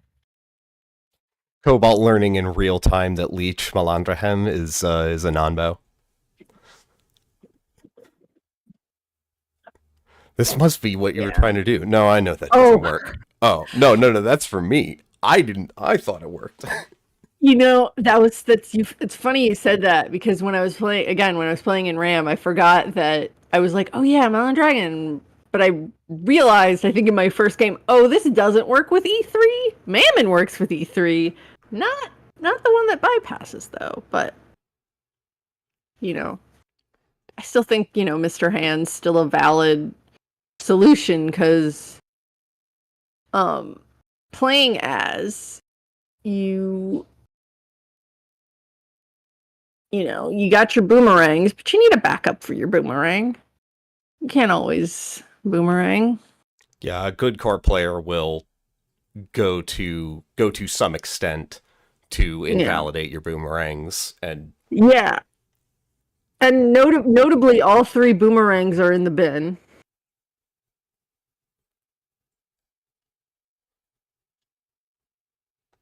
I'm so happy to be highlighting Prognostic Q Loop, Jichinyo. I'm going to go ahead and just also highlight Wizard's Chest. Shout out to 2020 World Champion Richard Hall. Shout out to Knives, really. Shout out to Knives. It's a concept. Rich came up to me. We played each other at Worlds last year. He came up to me this year, just to say hey. and, catch up. And unfortunately, we didn't get to see Jachinho. Well, we get to see two of them. One in the score area, but... We did get to see the runner win. We did get to see the runner win, just not the knife win. That's all right. Yeah. Good game. Wonderful board state. I love to show up mid-game and have no idea what is going on and how we've gotten here. That's all right. Yeah. I mean, it's still, honestly, I think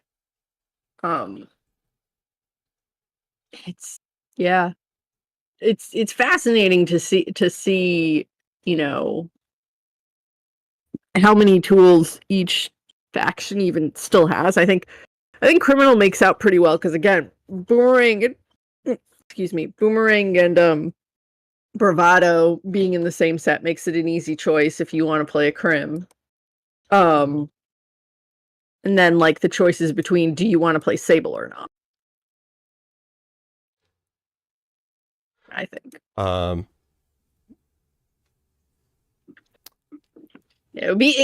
think it would have been interesting if they didn't have any ban list, and then you could just be like, oh yeah, I know what set I'm picking.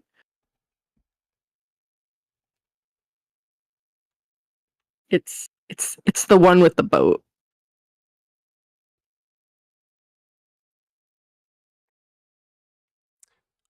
Hold on. I was going to say, I have to see if I can.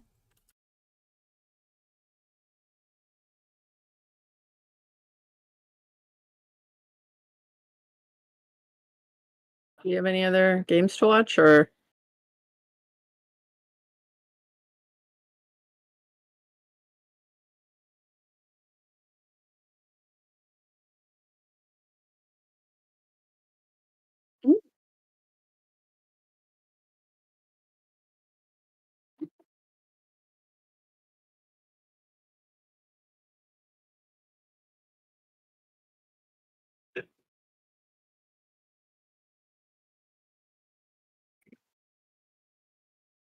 Mm-hmm.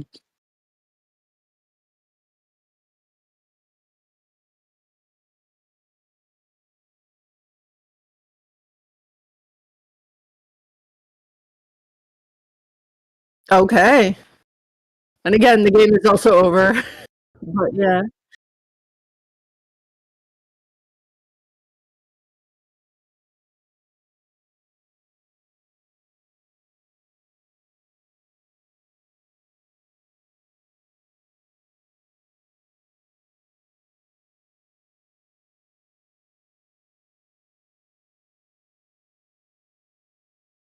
I'm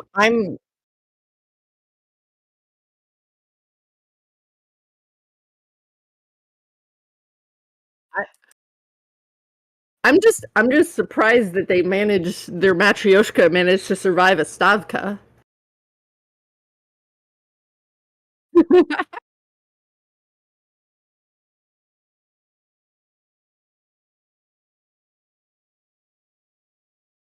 Yeah, again, you've got Penny Shaver, you got Bravado, you got Boomerang. I think you have a lot of really good criminal tools that are in Gateway, but then also just in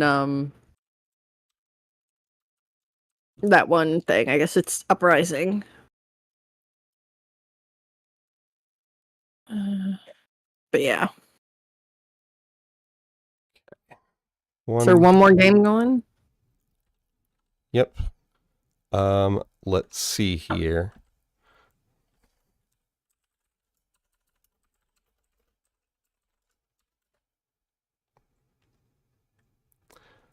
I noticed I was muted. I was talking about Criminal Econ. Crim has been rich. There's just so much of it. Yeah. I need to undo that key binding. All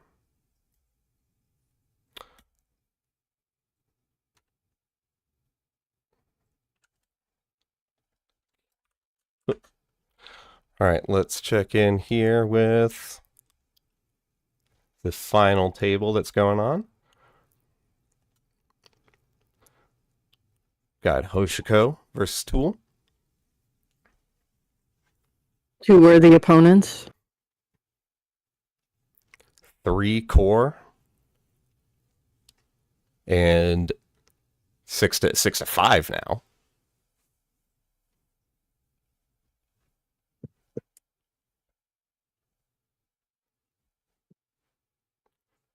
Yeah, I mean, you look at these board states, and it's really just it's a lot of, it's a lot of cards. I feel like a lot of games nowadays, it's some cards, but this is a lot more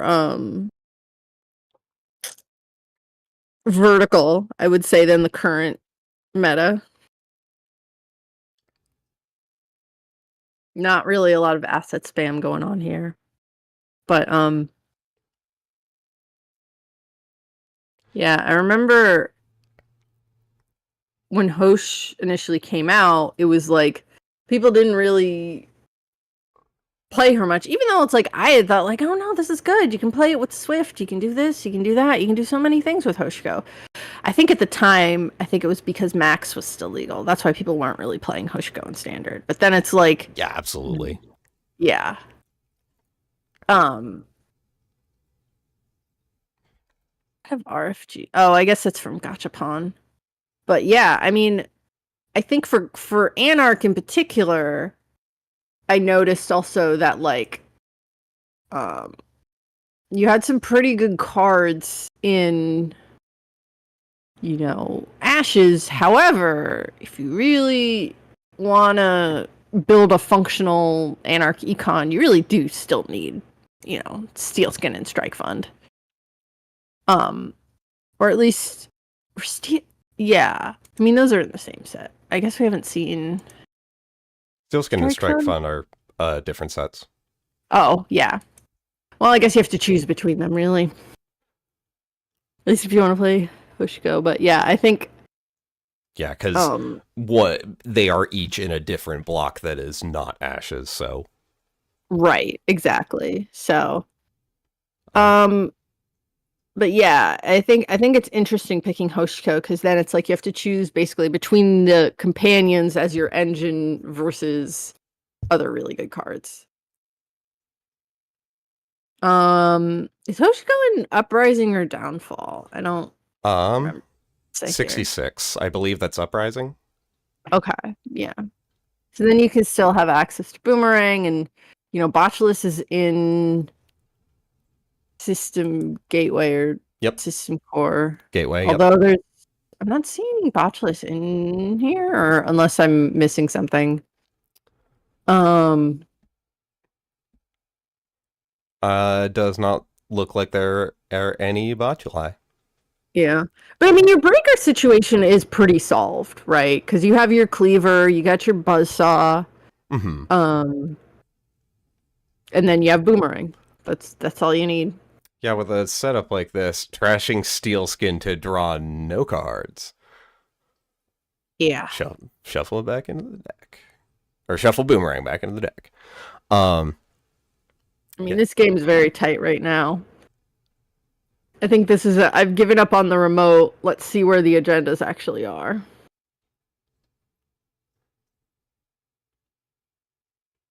Let's see, there are 6 points out on both sides, so 8 points left in the game. Yeah, I'm trying to think. I think you can still pretty easily get into the remote in terms of the way that Econ's shaping out. But I think it's a matter of who gets the ontological first. I believe New Paldrick should be able to get into the remote still. But that could, of course, be a trap. It could be another... I mean, Nightmare Archives would be very annoying, because then it's like you can't win from the last ontological. Then you would have to steal, like, more than one agenda. I have to imagine that this is enough econ, right? With with a jackpot of breakers going on here. Right. I wonder, like, with in the end game. Well, yeah, of course. So New Poldrick's the runner, obviously going for R&D first, just in case it's like, oh yeah, I can just get that win, and then I can worry about server 4 later. And sure enough, it was right on top. Wow. Yeah. I don't believe I said anything about it, but yeah, there was a Stavka that we saw in that we saw briefly in HQ. Right. So I believe Poldrix and the other tool player are on the same list, or at least the same wavelength.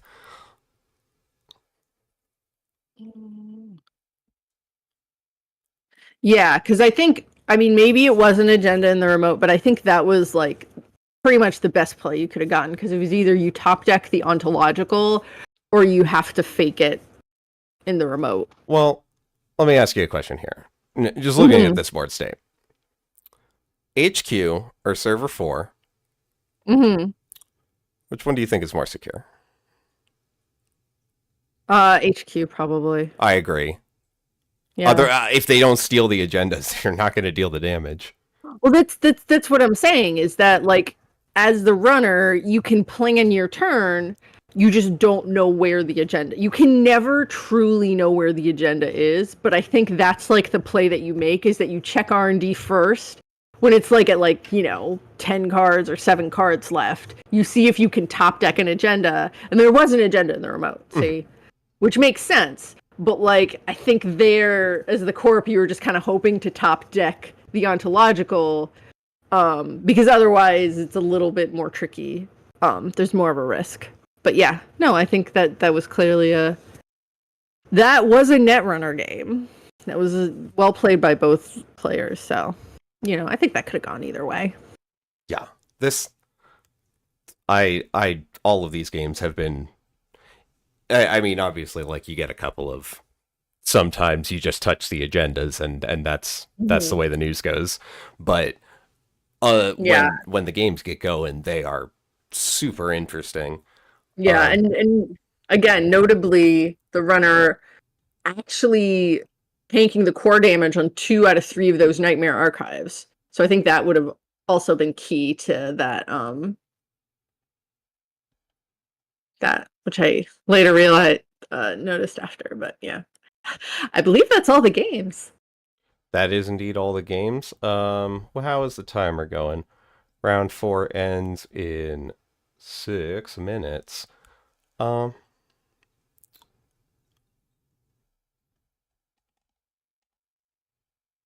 Sorry, just thinking.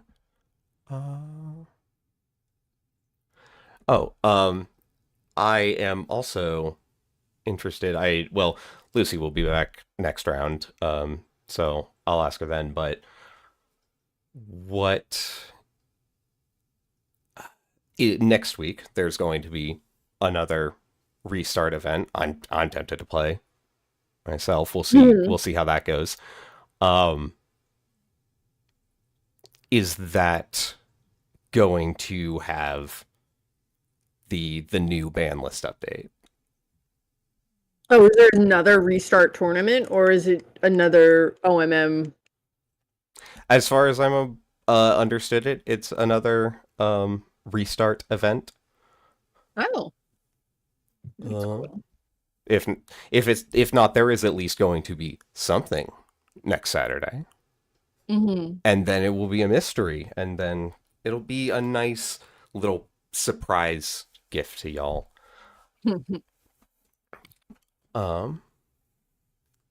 see. But yeah, the ban list update goes into effect on the 26th, and that's what is being used as the basis for the card pool, well, the ban list of this tournament. So we have seen Trick Shot, R+, and Transubstantiation in each of their decks. I am wondering...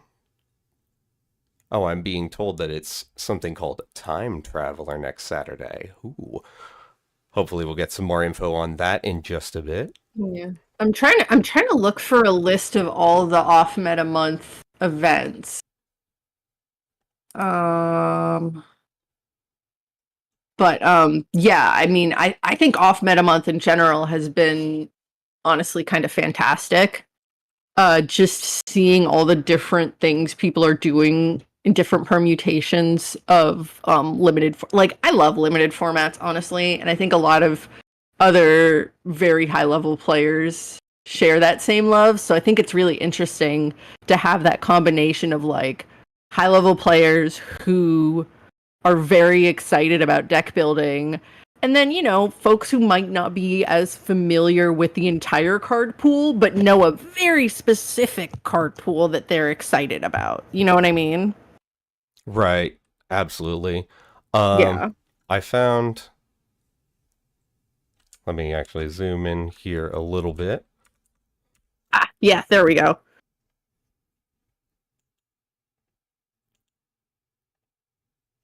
There we Pick go. That's any. nicely framed. Okay, I'm curious about that asterisk of pick any, because I know there are very particular points in times where I literally would never play them again, or have honestly never played. But yeah, I'm yeah, I think that I'm curious about the limitations because there were some particular moments in Netrunner history that literally just caused people to quit because of specific cards or specific metas. I think the one I remember the most is when what's it called? I can't even remember what it's called now. What's the one that makes it go to 0 ice? I think it has like an accent on it, so I can't remember what it is. I can never look it up because it has an accent on it. Cipher, however it's pronounced. But yeah, I remember that card in particular causing people to just straight up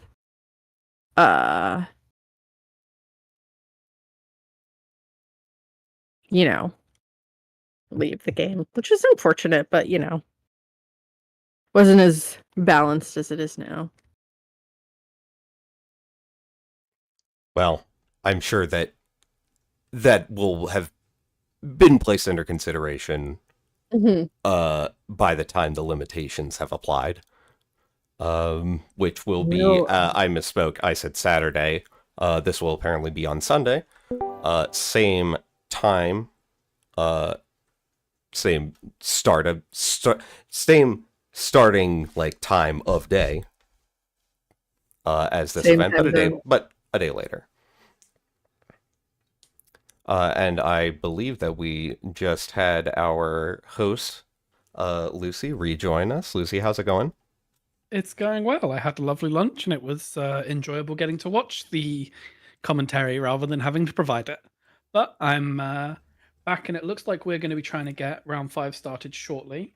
We have someone that might be looking to join, so I'm just going to chase that up first. Excellent.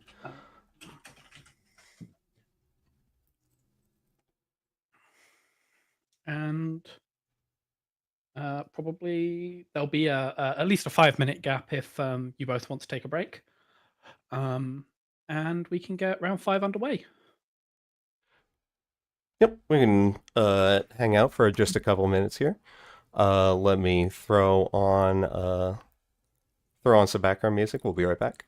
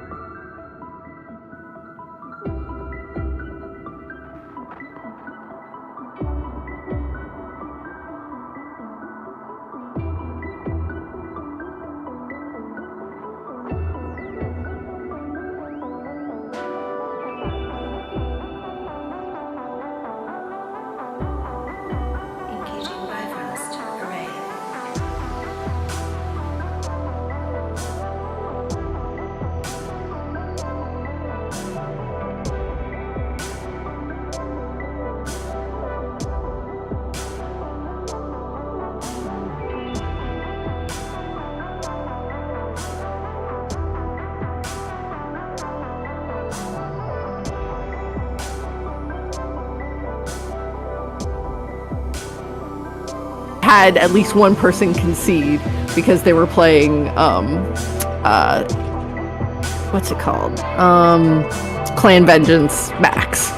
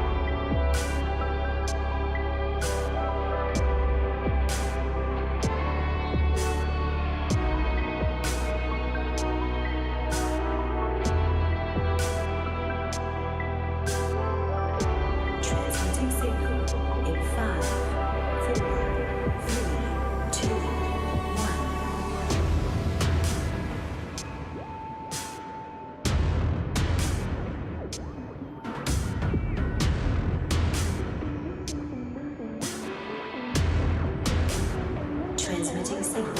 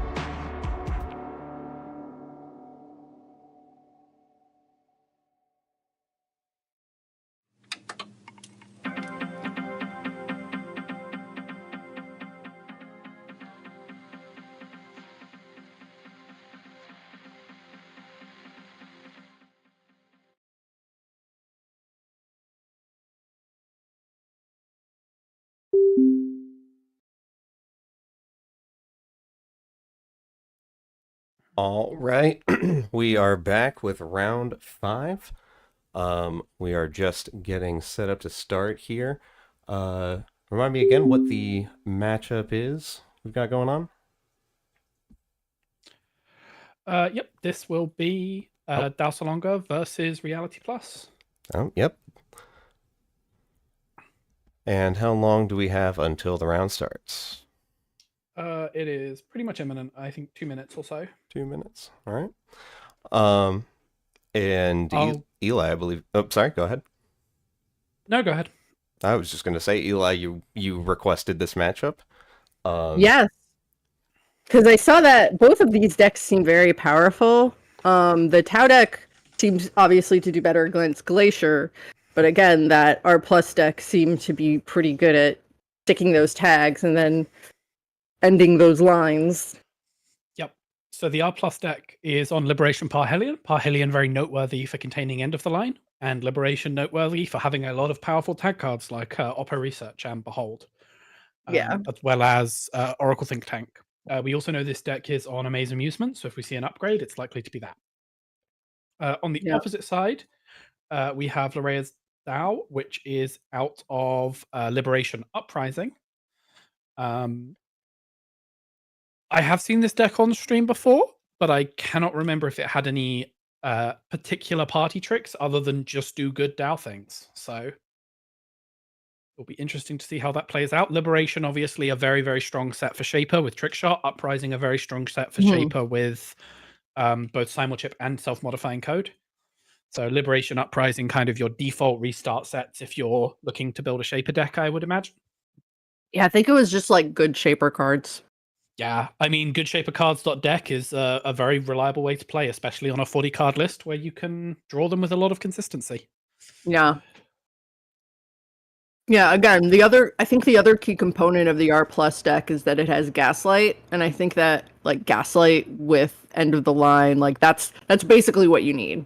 You know, you can have Yeah, the real battle here is going to be in the economy of how well can Nerea stay above that 4-card 8 credit kill line for the entire game. Yeah. Because Public Trail into the line is not going to take long to show up in the hand. Yeah. And from an earlier game, I believe we know this deck is on multiple copies of End of the Line. It's very all in on the kill strategy. Yeah, I mean, because the other thing is that like I noticed that a lot of the Corp decks weren't necessarily on or at least from what I've seen, there weren't really a lot of asset spam. But I think having access to the kill card and the kill enablers, not just the tagging cards, but again, the Gaslight and I don't remember if there's other like big draw cards, but I mean, you know, obviously Spin Doctor. But yeah, that there's the tag cards and then there's the kill combo enablers, I would call them. Double SMC bonus. Double SMC Hermes opening. Double SMC bonus. About what you want to see. Well, I mean, Hermes Tau was like, that's like a big startup deck, right? Yeah, Hermes Tau has had various iterations of strength since the release of the Liberation Cycle. It was, I think, slightly more prominent back when we still had the Automata Initiative, back when we still had Borealis in format, so Borealis TAI. TAI giving it Hermes and Borealis giving it powerful win condition cards in twinning at Deep Dive that are just not quite stacked up to when it comes to Cataloger and Trickshot Mary. Oh, that's right. This is this DAO list actually a girls list in secret, or was that a different list? I'm not sure. I know it was on Twinning, I think, and Trickshot and Conduit, but I'm not sure if you would call that a girls list. There is a Shaper list. It may have been the kit list actually that was on the full Eru, Beatriz, Mary package. I don't recall if that's this list. It is very slots intensive, so it may not have been the DAO. Right. I've been commentating a lot of games. I may be getting good Shaper cards.deck decks mixed up here. But yeah, I think Federal Fundraising, another of those kind of enablers, much like Gaslight, that allows you to filter your cards and just find what you need when you need it.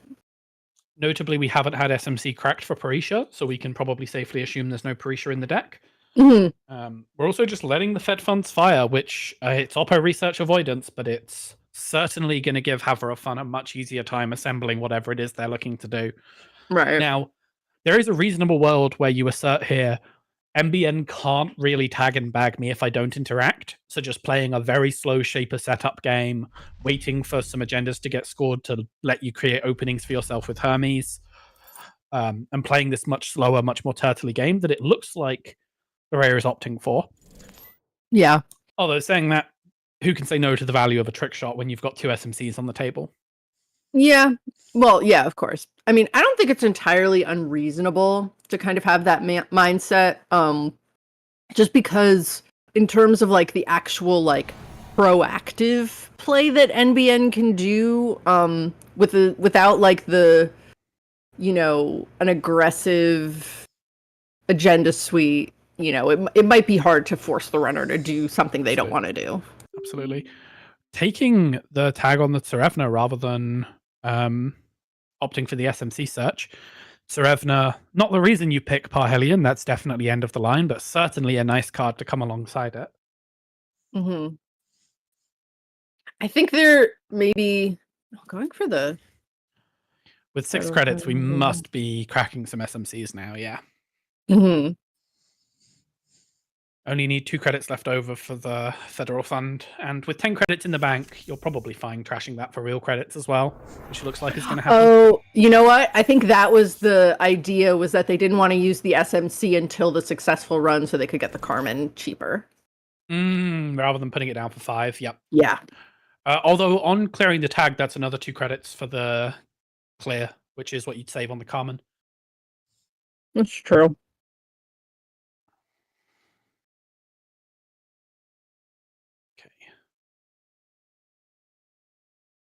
It may have just been a desire for more flexibility, to have more credits to decide what to do when you see the top of the deck. Yeah. Knowing it's only 1 tag, so the monetary difference comes out in the wash with Carmen anyway. Right. And again, Shaper not necessarily having... I think because what I was looking at is that Anarch pretty much has their breaker situations solved with Gateway, but like, Shaper having to think outside the box a little bit, considering they don't have the boat. First baby Oppo of the game. Yes, you've got 2 kind of reliable Shaper breaker suites. So with Liberation, I would expect a breaker suite of Unity, Echelon, Pressure Spike. Obviously, we've seen a Carmen hit the table. Mm-hmm. Carmen and Echelon have reasonable trade-offs between them as breakers. In some Aesop's engine decks, you'll also see the Odd Boy Tata, but that's more of an out-there pick from the Liberation cycle. With the other half of this being Ashes, we're much more limited. The Ashes Shaper breakers are much more situational and probably not what they're looking for a very sort of reg deck that we seem to have here. Yeah. I think the faction that suffers the most for breakers is Criminal. Criminal's breakers are spread very weirdly and evenly between the sets, which means assembling a full breaker suite can actually be quite challenging for them. Yeah. Well, because what I was saying also is that, Uprising, I guess, is the snap pick, because you have Boomerang and Bravado in there. Yes. And then it depends on if you want to play Sable or not. Yes, but with the Galta band, you're much more limited on your options for breakers if you do that. Right. You gotta have Boomerang. You can't not have Boomerang. Beal, it's going to be our first Hermes bounce of the game. And I'm guessing we're opening up R&D. Yep. Now, I can't help but wonder if this is going to be Trickshot, SMC into Conduit, just hammer Conduit. If there's another Trickshot in hand, I wouldn't be surprised to see that line. Honestly, might see it even if there isn't. Oh, no. We're going to try and disassemble the remote. Very reasonable play. Yeah, I mean, after seeing 1 3-point BL, I think you just don't want that to happen again. Yep. And with plenty of overclock credits to disassemble the server, and with the amaze being diffused by the lack of agenda, it feels like a safe bet. And we take apart the other federal fundraising. They're beginning to disassemble this built-up R+ board state. There's the public trail. Uh-oh. Gonna have to pay it. Now, if there's coalescences in the deck, we could None in bin. Okay, nope. So we could. Yeah, no way to money up or draw here. So Interesting that you would just pay. Oh, because I guess you were expecting the big oppo. Okay. yeah, and so Okay, now makes we're sense. broke with a million tags and very much in danger of double end of the line if we can't find a way to clear these tags, which is going to be quite difficult. Although Heaver of Fun is only on 2 credits, so I think you have at least a little time to recover. Not a lot, but I think it's going to take a minute. And we go down to a tag and a credit.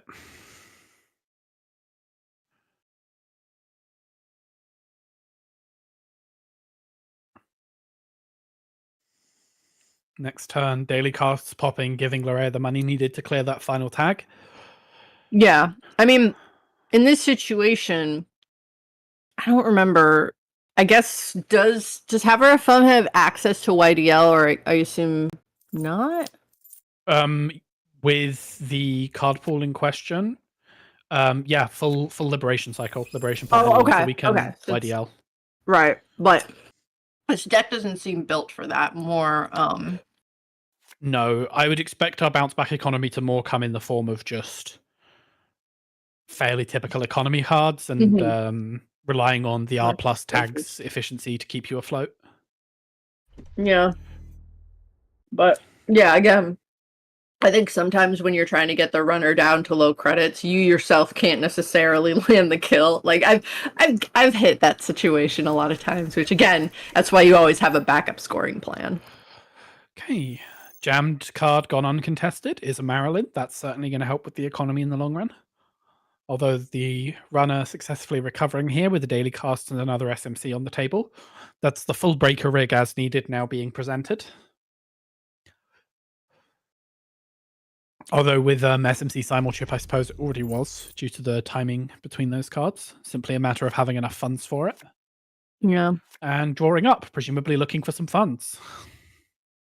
Yeah, I mean, I think, what is it? That's 2 Oppos gone right now, and I think I think Gloria is slowly starting to build that economic advantage you need against a deck like this, while still sort of checking the remote and keeping the corp honest. Absolutely. Importantly, 1 public trail already gone. Right. Icing Archives, possibly scared of the potential for an Eru play, or simply that there are too many agendas in there for the spin to rescue. There's the Gaslight. Larea going to be very glad to have gotten rid of that. Yeah. And a telework comes down. There's the economy we were digging for. Right. Yeah, I mean this is I feel like this is a very even matchup because you have threats from both the runner and the corp at play. But again, with the Shaper Econ how it is, you're still able to keep the I think it took a lot to get the Oppo plus public trail, so it's still like it wasn't quite enough. Yeah. Yeah, now the credit totals are a little more even, so Casts, gamble, click for credit.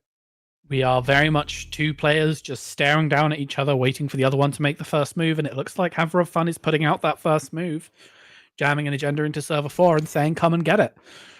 And it looks like we're seeing that Archives contest, possibly the ice there telegraphing somewhat that there's vulnerability. Yeah. We shall have to see what comes of that. But with a Spin Doctor on the table, there's only so much damage this can do. Yeah, I mean, I'm curious if it was just throwing a bunch of Oracle think tanks in there and trying to sort of tempt the runner, but I am curious about, how many agendas you put in there.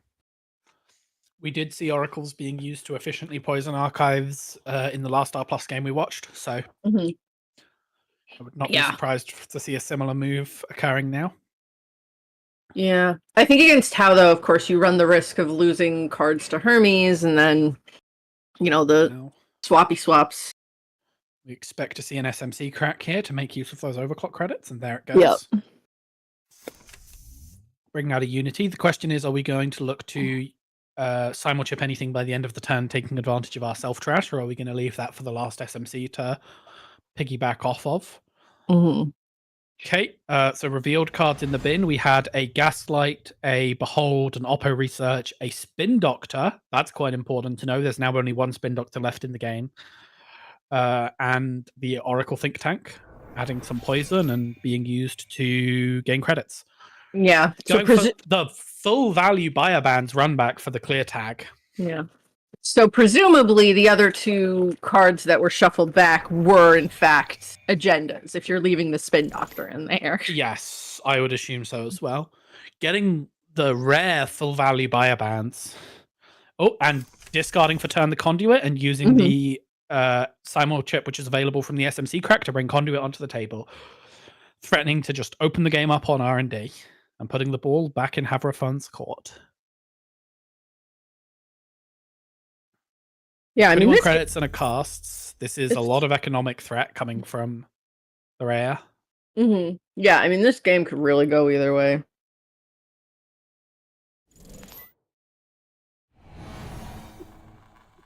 First tag off a ping.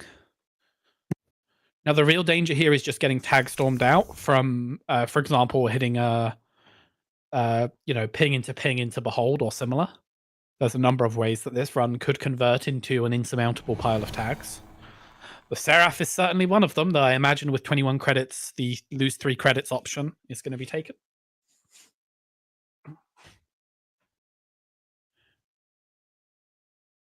R&D holds, but we get our Conduit counter. And on the run back, 2 credits spare on Trick Shot, 1 tag. No res. Res is a ping. That's a second tag. Now, if this is a table Behold, then we're in tag storm danger. Jacks out to avoid the table Behold. Yep. And clears the tags. Perfectly reasonable. Both players' credit totals significantly reduced from where they were at the start of that turn. The Seraph certainly eating into a lot of that. Now, interesting, server 4 not being used, so possibly is the table Behold.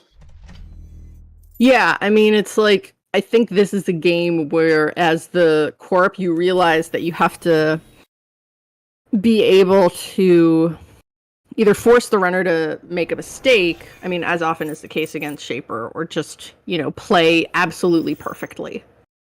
Now, learning a Mindscaping is in hand is huge, because that increases the kill threat from 3 cards up to 4 cards for your safety against end of the line. Yeah, I mean, this feels like, something close to what is it called? Canal?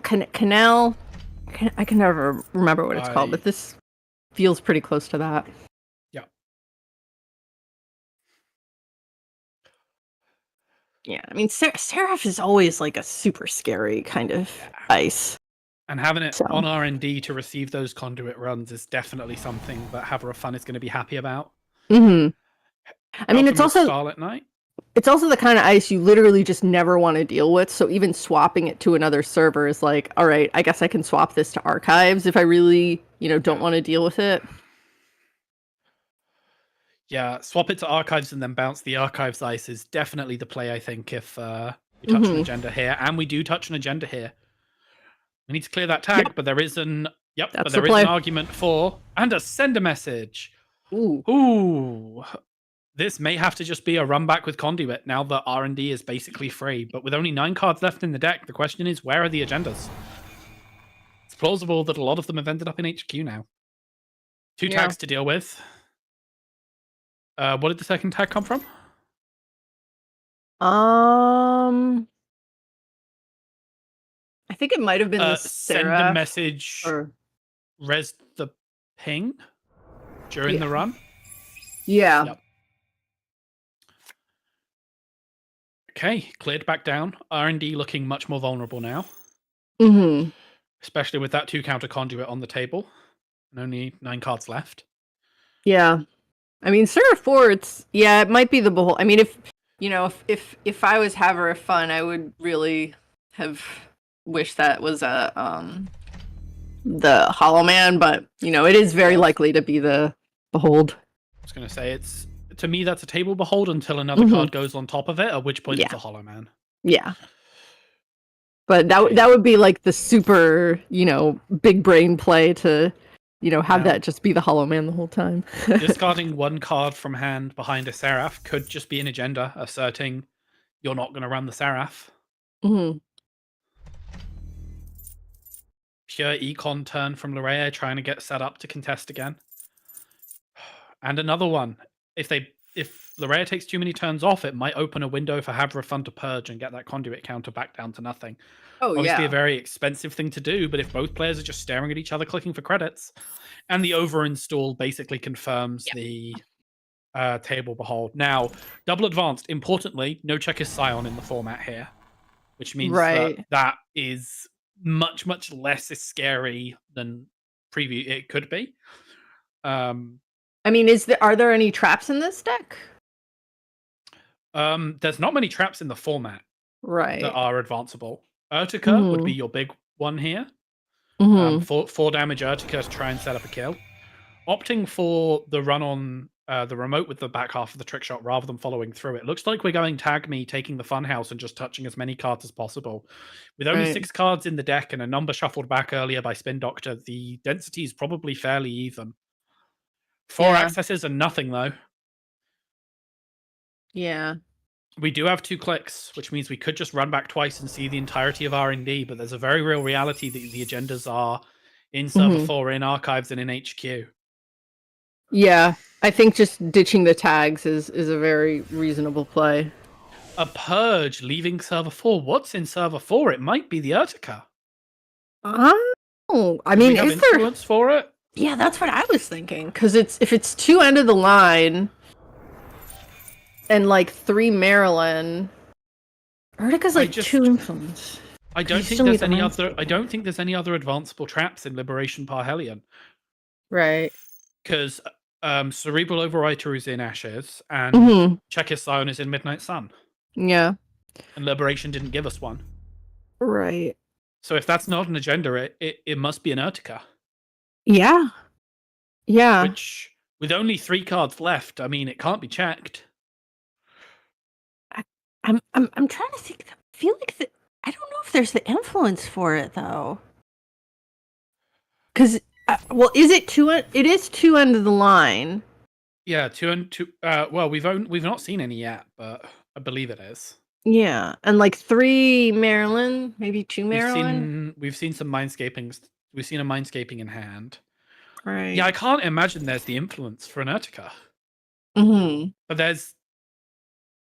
So it must be a table agenda that's not being scored? Well, yeah. We're going to go find out. But if it's an Urtica, that ends the game. But possibly Larea's done the same calculus we've just done and gone, there's no influence for it. Right. We'll see if that pays out. QPM? No. No. It's an Oracle. It was just bait. Knowing that scoring it doesn't do anything and them stealing it might cause them to float an inopportune tag. Yeah. That's all 3 oracles done. Tag cleared. Yeah. Public Trail end of the line wins the game here. Well, 9 credits. You can pay the first. It has to be double public end of the line. Yeah. But if the second public comes out, looks like it's not there because it would have been used by now. Yeah. Okay, we're down to 1 credit on the runner side, but they just need to touch a single agenda to win the game now. Right. And they do have a conduit on the table, and so she does have a conduit on the table, and ping is only 1 credit to get through with this Corroda. So unless the outermost on R&D is particularly expensive. Yeah, and all the oppos are in the bin. The conduit is putting a real inevitability on this game. And all Spin Doctors are out of the game. 2 used and 1 in the bin. Yeah, I think you basically have to jam an agenda in the remote and just hope. Assume the runner doesn't have another solution. Importantly, we know the top 3 cards of R&D are clean. So there may well be a world where there is just an agenda in Archives. Yeah. But we're a long way away from paying through a Seraph. Right. Scoring window here for Havra fun if Server 4 was an agenda just jammed. I mean, what else are you doing here? Yeah, I think it's probably just another. Well, double advance and send it back. Hope they don't contest again, and it's the system gateway 3-2. You can then score it and kill with end of the line. Mm. Okay, dead to system gateway 3-2. Advance, score, end of the line kills. Advance, score. It's a Beal. Okay, we're on 5 points. So man. There was a world where that was lethal. Yeah, I think it was reasonable not to check it after seeing that Oracle think tank and being like, yeah, I don't want to do that again. I think for the cost of the server, it was definitely reasonable, but it was a pretty big risk because that limit 1 per deck would have killed there. If we're assuming an end of the line is in hand, which I think at this point, with only 3 cards in the deck, you have to make that assumption. Though I don't think we've seen one off an access like we have the Mindscaping. Now, if that's the final Beal or the limit 1 per deck 3-2, then the game is in server 4 right now.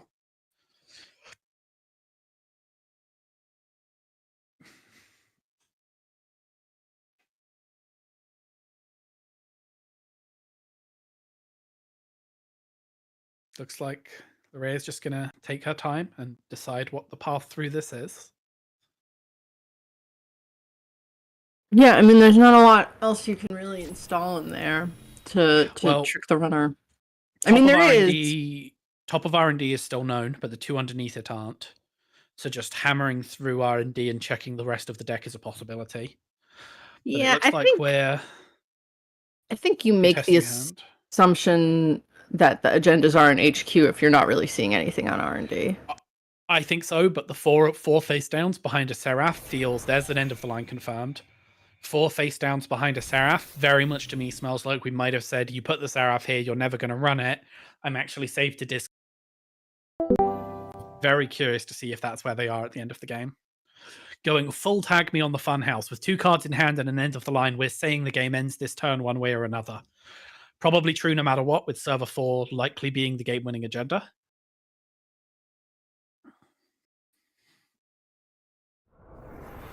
There's a Mindscaping.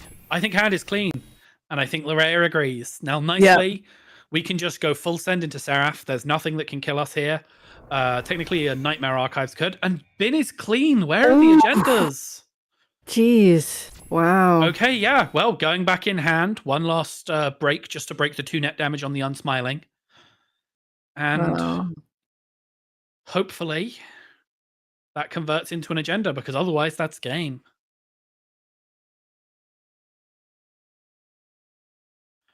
No credit, no clicks, 9 tags and touches. There it is. Headline for the game. Woo. There you go. What a game of Netrunner. Honestly, that game, that really could have gone either way. Because I think if it was the tomorrow, I wonder if the tomorrow's headline was like, maybe they assumed that they had to have it. Yeah, I know. The deck was locked. Because maybe the assumption was that the runner would just maybe go for the Beal, and so that's why they didn't install the tomorrow's headline. But yeah, that really any agenda there was game. I think honestly, the line of install and don't score out the 3-2, the gateway 3-2 is just a really hard line to see as well. Right.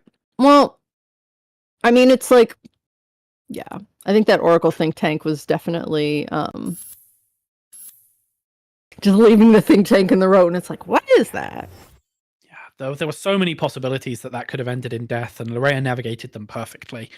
The table behold, the one vulnerability I think that was really presented that game was the possibility that last agenda was the gateway 3-2 into end of the line. Expertly navigated and a well-deserved win in a very difficult matchup. Okay, what games are still ongoing? We have table 5 still going on, it looks like. Excellent.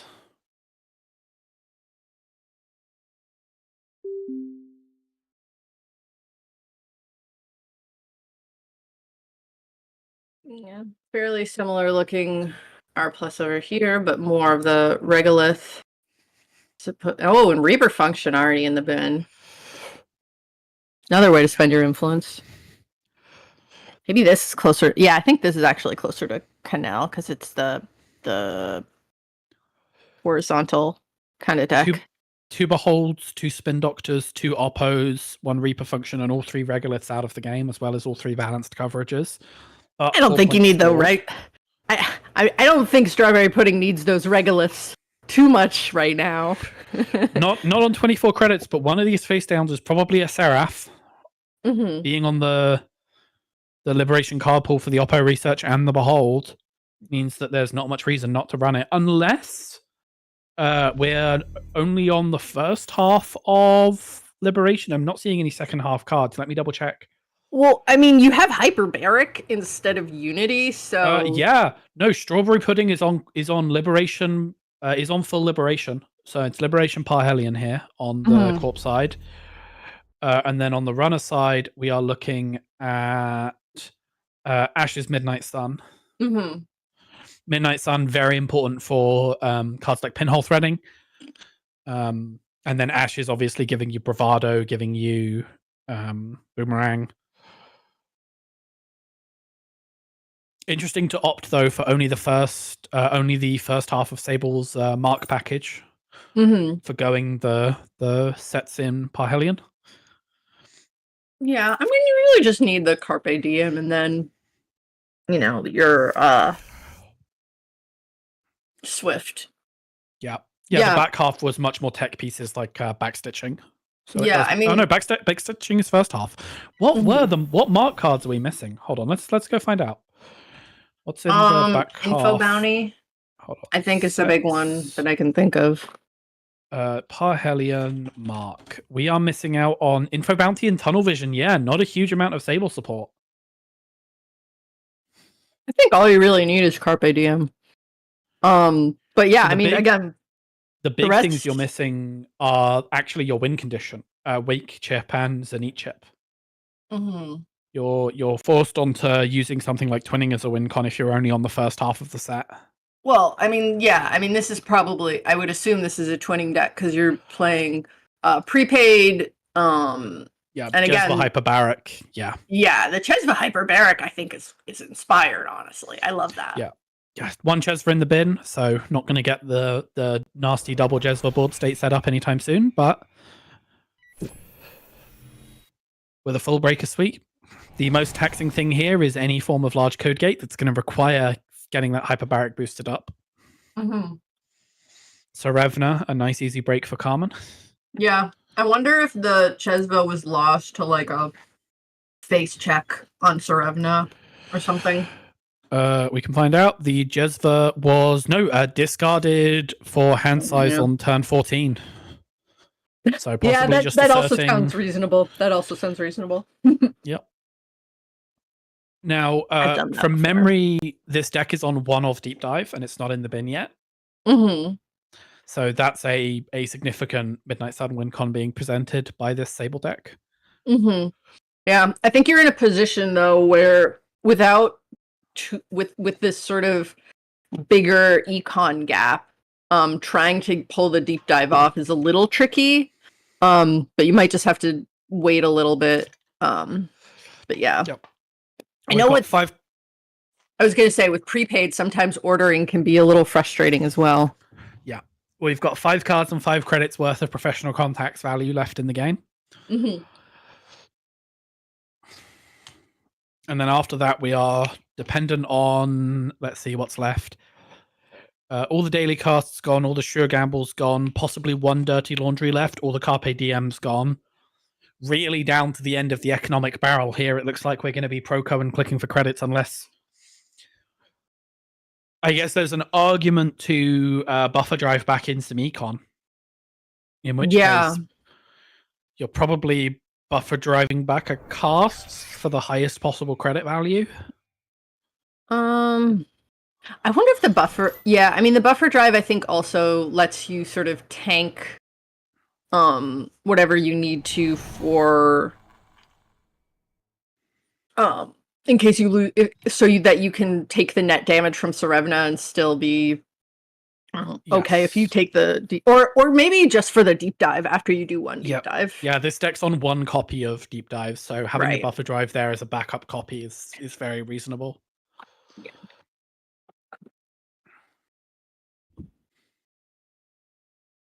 Not going to have the credits to run the ping after this, though. The funhouse just a little bit too taxing. Oh, but you do have backstitching though. True, and it is Mark. So yeah, this could be the deep dive happening right now. No, need 2 credits to play it. Deep dive costs 2, so 2 credits short of the deep dive. Looks like we're gonna be. I think and you also only have strawberry one credit pudding. left. Strawberry pudding calling it. Yeah.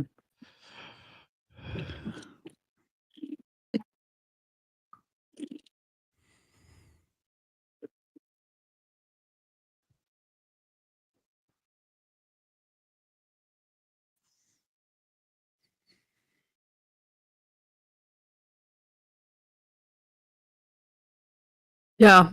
Again, I think this sort of horizontal version is interesting just because I feel like, the Reaper function is enough. There's like basically 2 schools of thought. There's Reaper function versus mindscaping. When it, kind of determines the nature of your deck. And with only 9 cards on a buffer drive left in the deck, there's only 10 cards to grind through if you just want to push for that grind to close as well. Yeah. Real value to just popping a value Reaper function on this board state, trying to push out that deep dive, trying to get the buffer drive off the board. Right.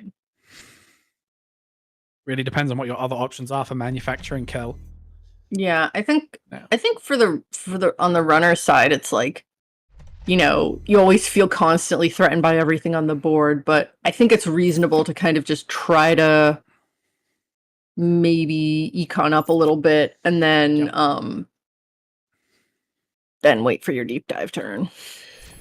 Yep, but with so few cards left, Parhelion presents end of the line, so Reaper function end of the line is a very real threat if you don't proactively try and stop it. Trashing on low credits, opening ourselves up to the potential of an Oppo research play here. 1 in bin, but 2 still in the game. Yeah. And there's the gaslight, so that's probably turning into an Oppo research. It's going to be hard to clear all those tags with this economic package. Yeah. How many Oppos are in the Tranquilizer discarded for turn. Only one Oppo in the bin, so... Yep. I think this is going to be gaslight for Oppo, play some cards Oppo, and just see if John Scon is able to find a way out of the tag storm. No gaslight. No Perhaps gaslight. we already have Oppo in hand. I would say Reaper function, public trail, end of the line would be game, but I don't know if there's a Reaper function. No. Just scoring. Just scoring, yeah. If any of these unchecked cards are a table agenda, then it's game next turn. Possibly Strawberry Pudding just opting to say, you're on 3 credits, you can't break my ice. I have perhaps a table oracle think tank behind one of these pieces of ice. Yeah. Server 8 or 9. I mean, it's also like, I think the deep dive is going to take a bit, so I think that really just puts the runner in a tough spot because... you're threatening. I mean, that's sort of the beauty of this kind of deck is you're threatening the kill and the win and the score out at the same time. But the bravado is certainly going to help with that economic difference. Mm-hmm. But with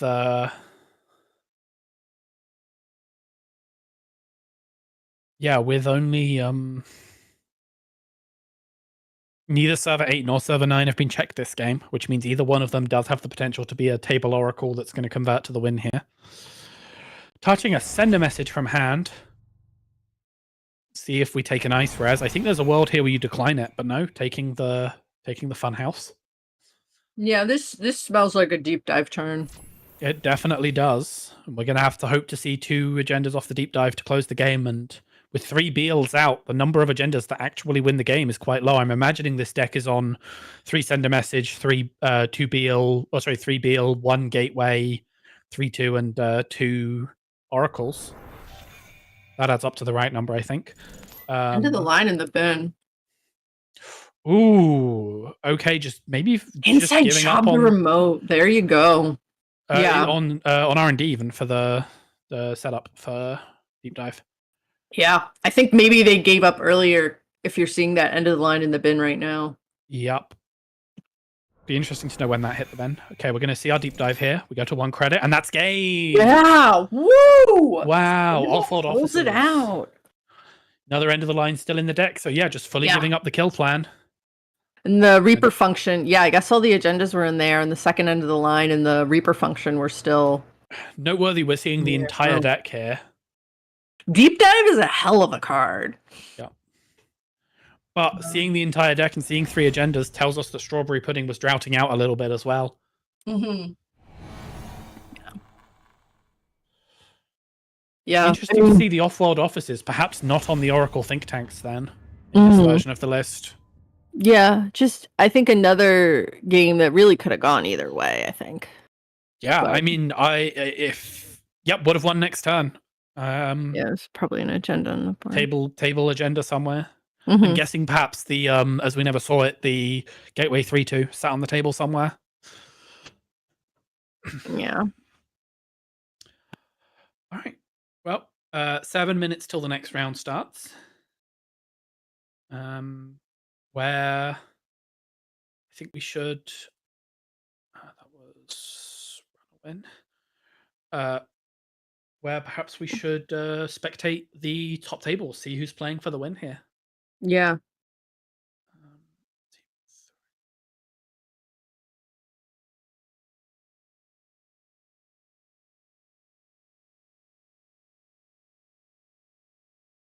I think that's all the.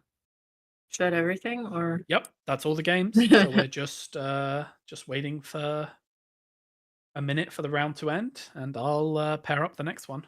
Yeah, kind of, the games have all been very close. Just I'm always fascinated, just again with all these off meta month formats, that when you have a limited format, I think even with RAM, where it was like there was a very clear winner. I think it was still like I think there's something really interesting about a limited format, because you're all kind of in the same situation, but then it's like it's not necessarily super lopsided, but they're definitely interesting games every time. Yeah, absolutely. I love limited formats in card games. I love them in Netrunner, and I'm certainly excited for there to be some more of them going around. Yeah. It looks like just waiting for people to confirm results. I will kick off the next round. Yeah, it's interesting that that you really didn't necessarily need Sable's full econ package to just pull out a win with Deep Dive. I think that's just honestly the reason. Like, sometimes I hate playing Deep Dive just because I feel like Deep Dive always betrays me. I know it's a good card, like objectively it should win you the game a lot of the times. I think I just get unlucky with it. Yeah, I whiffed a couple deep dives at UK Nationals, and I was already on a bit of a lose streak for the first half of UK Nationals, and chaining that into whiffing some deep dives did not help with the morale at that tournament. Yeah. Oh man, I just remember seeing it at Worlds when I was like, oh, Snare Bears, they were just on like, deep dives. But like, I can't play Deep Dive again. It's like Deep Dive has betrayed me one too many times. Okay, and looking at standings, so it is okay. We are in a position where the winner of this is not going to be determined by one matchup by 2. If Larea wins and the Patrician loses, then it will fall to strength of schedule for the win. So we really have a choice between the top 2 tables, both of which with a person in contention for this. The Patrician versus New Poldrix on table 1. That's R Plus versus Hoshiko. Or Precision Design versus Az McCaffrey on table 2. I'm interested to see PD. Yeah, we just watched a lot of R Plus, so let's maybe go check out table 2 for this final round. Yeah.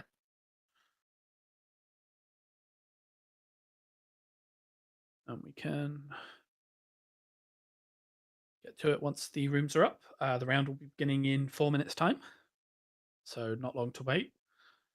We can talk about the decks a little bit. So The precision design list is. Mhm.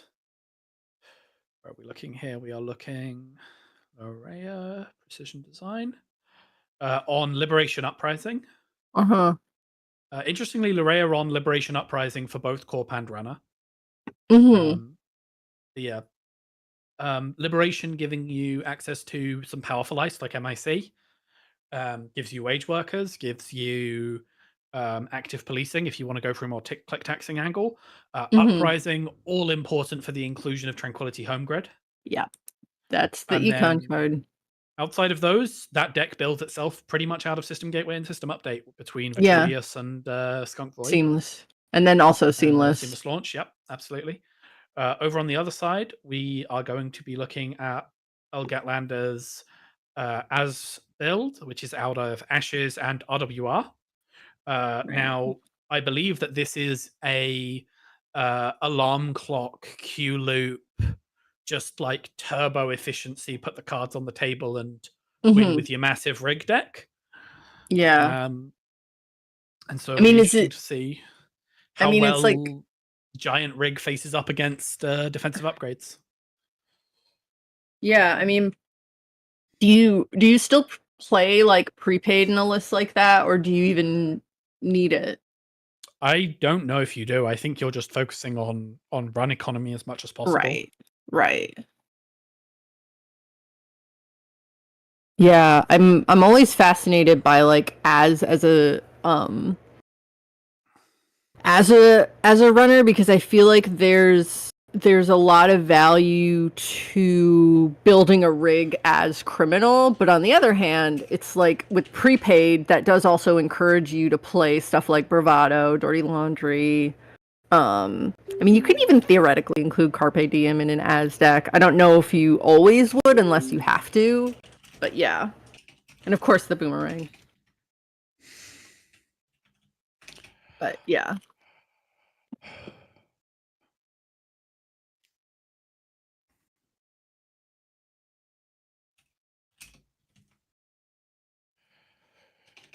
But as it's always about the slots.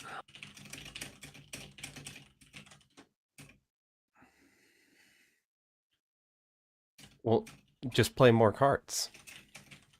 Who says you have to Play a play bigger deck. just 45? Yep. That's a perfectly valid point. I know.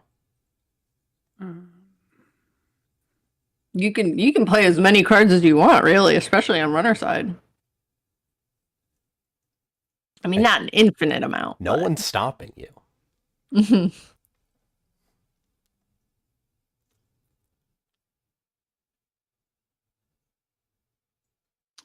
Okay, we have permission from table 2 for when they start.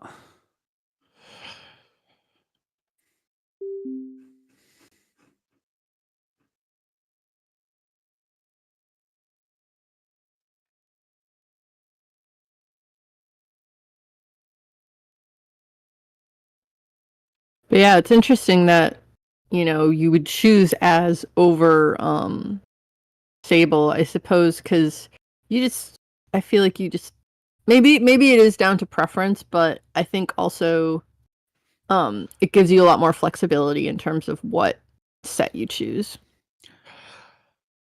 And if your goal is just to vomit cards onto the table, then Q-Loop Masterwork is very, very efficient at doing that. Yeah, sure. Q loop. Like, I mean, as you saw in the last game, Sable doesn't necessarily need the full econ package, but again, I think it gives you a lot more flexibility in deck building that you don't need like a specific set of cards in terms of your econ package. Ooh, Vitruvius right off the top. Not what you want to see here from court.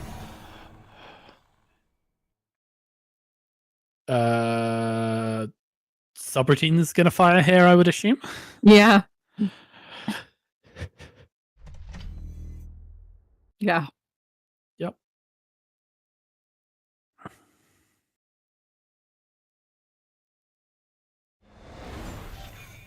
And another Vitruvius from the hand. Boy. Running archives. What? Turn 1 deep dive? Zitinho. 4 points and a knife on turn 1. Amazing.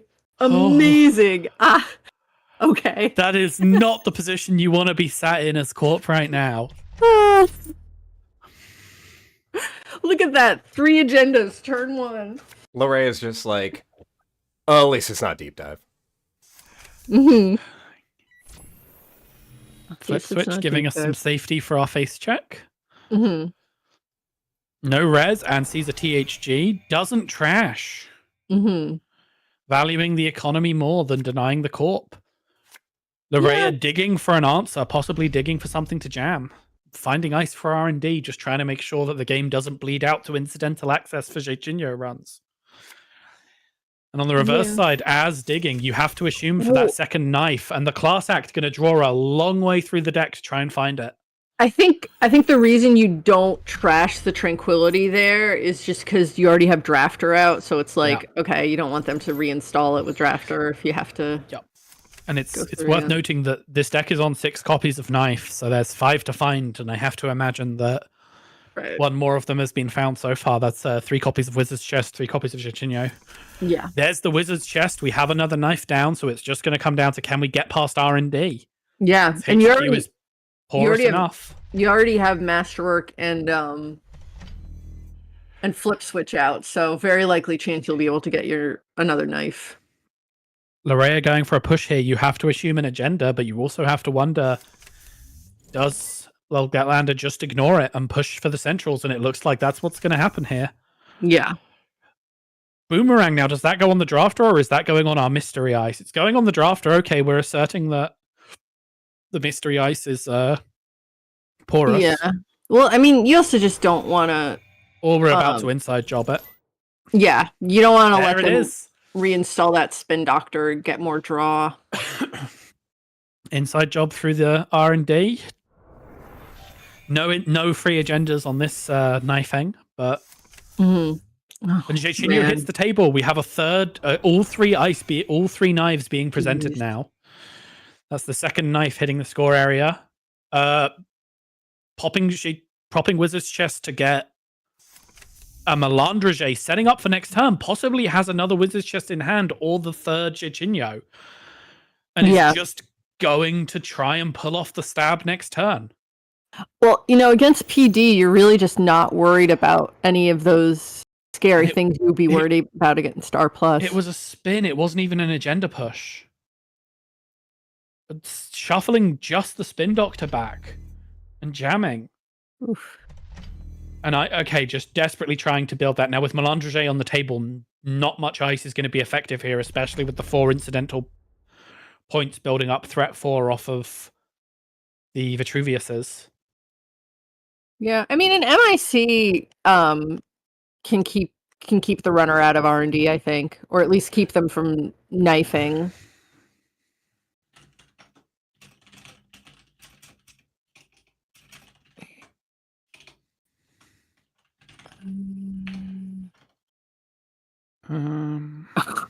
Oh no. Checking the logs. Boomerang was used to break Drafter.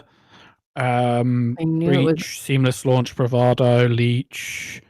There has not been draw since then. No draw since then, so shuffle it in. Yeah.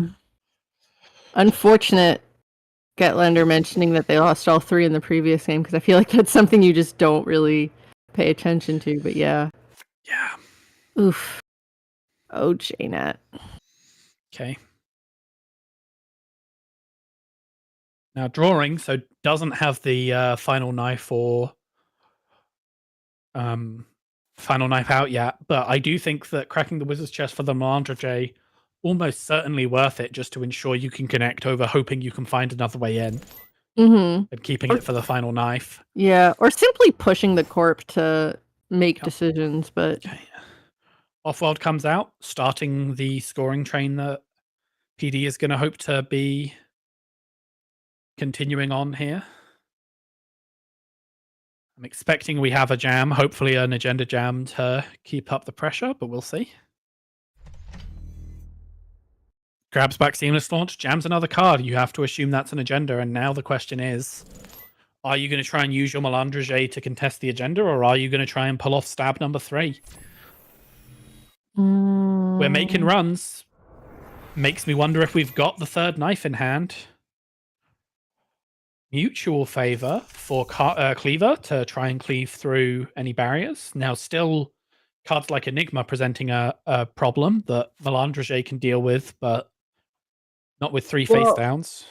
And we're expecting MIC in the deck as well. Yeah, I mean, at threat 4, you can get through pretty much anything if you really need to. But yeah, I think MIC is your biggest threat right now. Yep, there's the next agenda. And it's a Luminol. Huge swing for the Corp. 4 clicks now to spend installing and getting set up. Again, have to assume that we're just continuing this run of jamming agendas and scoring them. Yeah, it seems reasonable after turn 1. But one more knife connecting ends the game. And with a masterwork on the table, that knife doesn't take a lot of effort to put down. We've got a Cleaver, we've got 4 leech counters, we've got a Melandrige. The only thing that's going to stop us here is MICs, which can click tax you out. Yeah. I think you And honestly, have to contest the remote, though. Yeah. Yep. There's the inside job. Boomerang comes down. Boomerang on... Important decision here. Could go on inner to try and guarantee the access. Could go on a central to try and help set up the later play for the knife. Decides to go on the inner. Makes sense. Magnet bypassed. Innermost is a brand. You're always happy to boomerang that. The question is, do you spend a click for that last sub, or are you letting it fire? I think you have to click that last sub, or... I don't know. They've gone for it, but I think there is a world where you just say... You just don't want... Yeah. I guess you just don't want another ice on archives, but yeah. Okay. It's install inward, so it would have to be another ice on the remote. But yeah, I mean, also, again, they're specifically, I think, with Anoetic and potentially Skunk Void. Pushing for the double run back to just eat through the... Yeah. I mean, this is smart because if this is a 3-pointer, then you would be forcing them to get rid of a seamless that's in hand.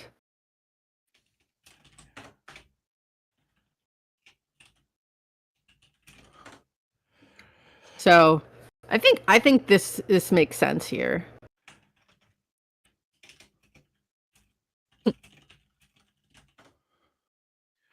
Yeah, I mean, wearing out the Anoetic is always... But of course, there could be a Skunk Void. Yep. Sending this boomerang through. The Skunk Try and force the second Anoetic. Yeah. At which point, the run back on archives gets pretty spicy as well. Yeah. I'm assuming we are just going to eat the Melandrige and pay through the Bran. It's expensive. No, they use the leech counters to get through Bran. They still have the boomerang. Okay, inside job boomerang. Ooh, even if and no cards in hand to install, so Bran is blank currently. Archives is also possible on Bran. Oh yes, from HQ Archive. So there it is. Okay, we have the Melandrige to respond to this, depending on what it is. It's another brand that's got to be a Melandrige pop. And then access. I think it might be an Ikua. Worst case scenario is that it can't be an Ikua. It's not in the format. It's a send a message for the game. Oh, wow. Yeah. There's the MIC. Yeah, that makes sense. Oof. Yeah, Anoetic is sometimes like, a lot of the times Anoetic feels final, but I think, if you're forcing them to get rid of the seamless, it's like, you just go right after it. But yeah, I think it was that really rough turn 1. Okay. I am just getting stream permission from, I believe, table 3. Mirror versus Cobalt. Yeah. Yep, we have permission. I think. Okay. So, quickfire summary of the game and process. We have 2 Charlottes in the bin, a failed clearinghouse, or perhaps just discarded. Hedge fund, double Hollow Man in the bin, significant, no more Hollow Mans. We have a Tucana. We have 6 advancements on server 1, inviting for the contest, or possibly just getting wiped out by a clearinghouse. And in these agenda, these sort of, I'm assuming Liberation, the Liberation Wayland decks, you're very much expecting to see a clearinghouse, with 1 in the bin especially already. Pinhole threading will certainly Matryoshka through the Valenchow, pinhole threading to disarm what you're assuming is a clearinghouse with the Jezva credits to pay for the run. And still have the money left over for the trash.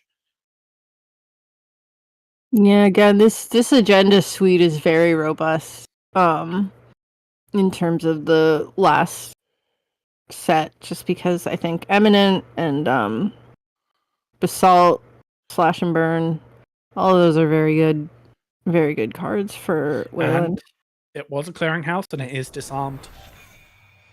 Mm-hmm. 3 counters on the twinning now, so if we can find a way past the Archer, big run on R&D is possible. Boomerang sat on the innermost on server 1, and just pushing another card. Could be another clearinghouse, could just be an agenda. With 2 clearinghouses in the bin, you probably have to assume this is another agenda. We're 20-something cards through the deck and only 3 points seen. Feeling very agenda-like here.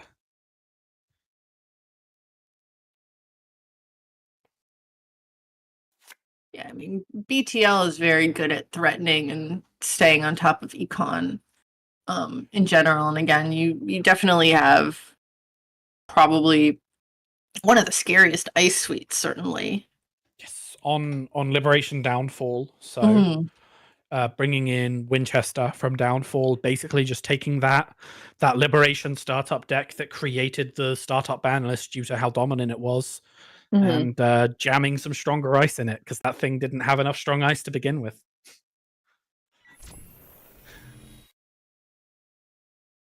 Yeah, I mean, I think this is one of the only formats I think you would consider playing Valentau outside of Outfit. Yep. It sees some playing current startup purely due to how starved Wayland is on big taxing code gates. That makes sense. As much as just have a 12 strength logjam is very much still an in vogue way to deal with presenting expensive servers. That also makes sense, especially with Treeline. Exactly. Though decoders in the format are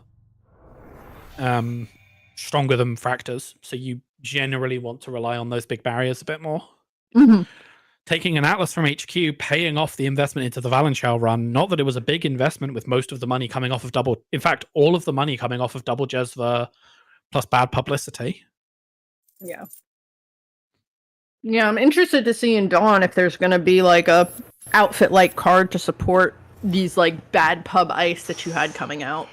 SDS eats the Matryoshka, probably your worst case scenario for an SDS hit. Fortunately, a Matryoshka with only 1 nested doll. So hopefully with only 9 cards left in the stack, Mirror is looking at a few Matryoshkas to hit the table and get out of this, although... I think it's reasonable to kind of hedge your bets on Matryoshka if that's going to be your breaker suite versus something versus Wayland in general. Yes, absolutely. Although I believe due to the lack of any Borealis cards, we can't be on Azef Protocol. So you're not scared of hand damage. It's very much just the SDS from Ashes that's going to eat you up.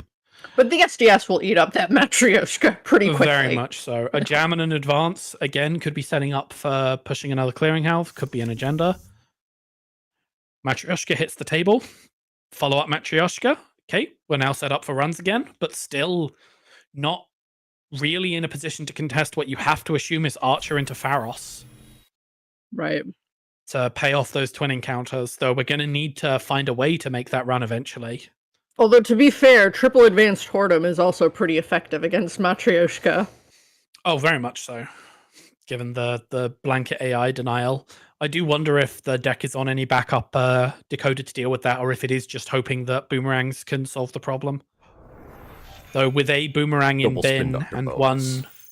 one wasted on the table, Charlotte going to help us draw on more agendas, and one of the most powerful economic tools available to Wayland right now, BTL particular. Mm-hmm. Yeah.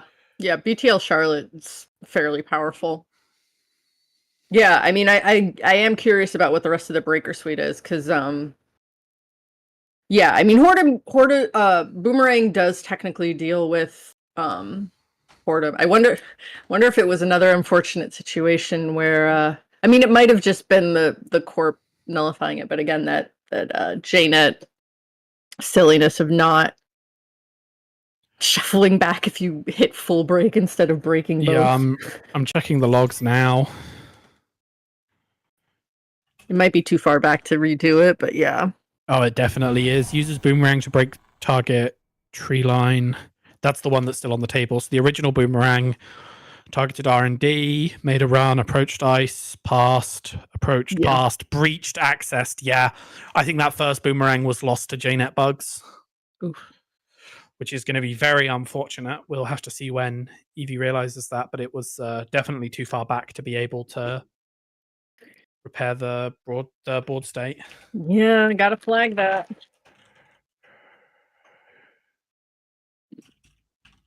But again, triple advanced Totem, very powerful against Matryoshka.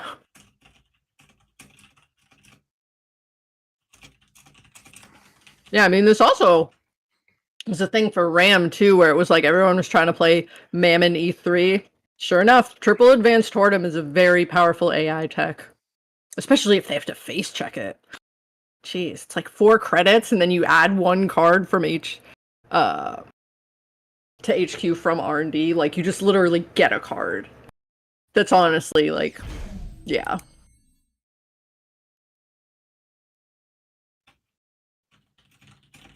Easily one of the most powerful subroutines of all time. Absolutely. So now the question is, what's our way to deal with Hortum? With one boomerang unfortunately lost to JNet being having a misimplementation of the break all on boomerang, and one floating on a tree line. It's going to have to be an attempted run on the Charlotte at some point, I suspect, to get the boomerang back in the deck. Yeah. The question is, how many more cards is Mirror Mirror going to draw before they realize what's happened?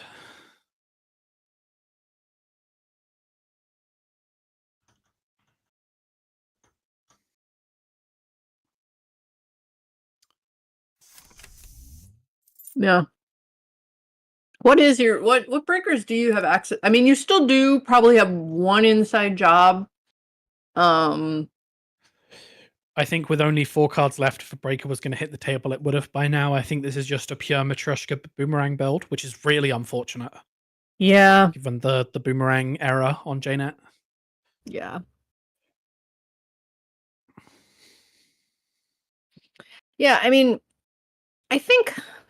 boomerang is pretty powerful. I think people often forget about the triple advanced Totem, though, because it's like, you usually don't have enough time in a game to do that, but I mean, with BTL specifically, set another Hortum in the remote. Yeah, in fact, with the Hortum in front of the tree line, then unless a Melandrage hits the table, it's going to be very difficult to interact with that. Yeah. I mean, even if you did have that other boomerang's unique, so you wouldn't be able to like do 2 at once. So you'd have to run it at least once. You can overinstall and let the game's unique rule trash it. That's true. You would be able to. Yeah, I guess. Yeah, you could do that. And then you're just moving boomerang onto Autumn, but with another boomerang in front of tree line, it really is just a case of, does the deck have a third boomerang, or is it just on the 2? Mm-hmm. If it has a third, there's still an opening here, but if it doesn't, then this is pretty heavily locked down in Cobalt's favor. Cobalt pointing out that Hortum is a card in System Update 2021. It is indeed a card in System Update 2021. Great card. Pinholing the remote, one of the few Hortums that hasn't been turned into a Matryoshka denial machine. Mhm. Presumably to contest server 1. Mhm. Resing the Spin Doctor just to prevent the cheeky Spin Doctor touch. Ooh.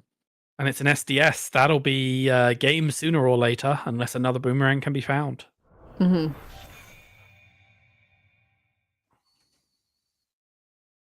Yeah. I mean, honestly, if it were up to me, I'd keep Mausolus in the format instead of Hortum, but Hortum's a more reasonable card. Mirror Mirror decides to not pay to steal SDS drone deployment. That is honestly one of my favorite JNet eccentricities. Yeah. That if you touch an SDS with Pinhole, it tells them that you decline to pay the cost, and it's like, yeah, I guess the cost of wasting my Pinhole. Yep. And double advance on it. That's just pushing for game. So it all comes down to, is there a third boomerang to break this lock? And if there isn't, then is there an agenda in hand to sweep? But with an SDS in the remote and one on the table, it's feeling pretty unlikely that the third is accessible in hand. Yeah. I don't know that ice is strictly needed, given the triple Hortum, but it certainly doesn't hurt. Yeah, I think just in case kind of thing. Like, it's possible that HQ is completely empty, and just for the eventuality of a potential third boomerang. Well, it looks like we are going to just sweep HQ.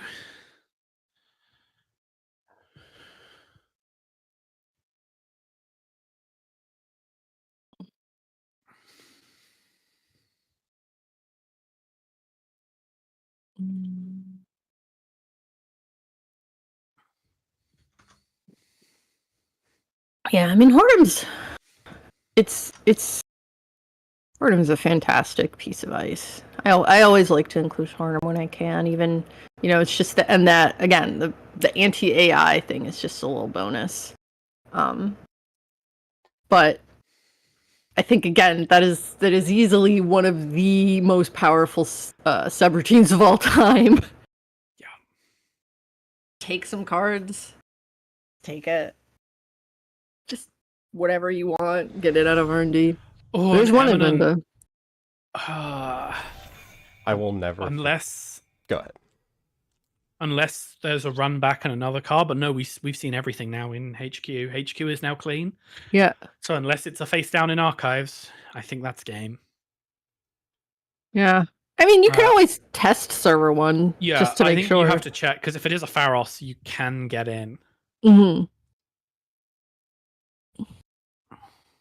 What were you going to say, Mondi? I will never forget when I was playing a draft game against Ixaran, who forgot the advanced versions of the subroutines on Hortum, speaking of. And it is a Hortum for the full lock. And in response to the plays that I proceeded to make as a result of that, described it as, I'm really enjoying watching you do skateboard tricks over my freshly smoldering corpse. Yeah. And there's the game. There's the game. Just hit that Matryoshka for the smoldering corpse. No, Cobalt, you have to still hit the Matryoshka just to...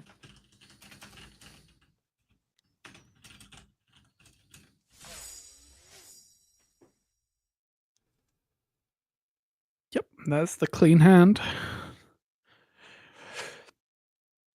All right, that should just be one last game going on.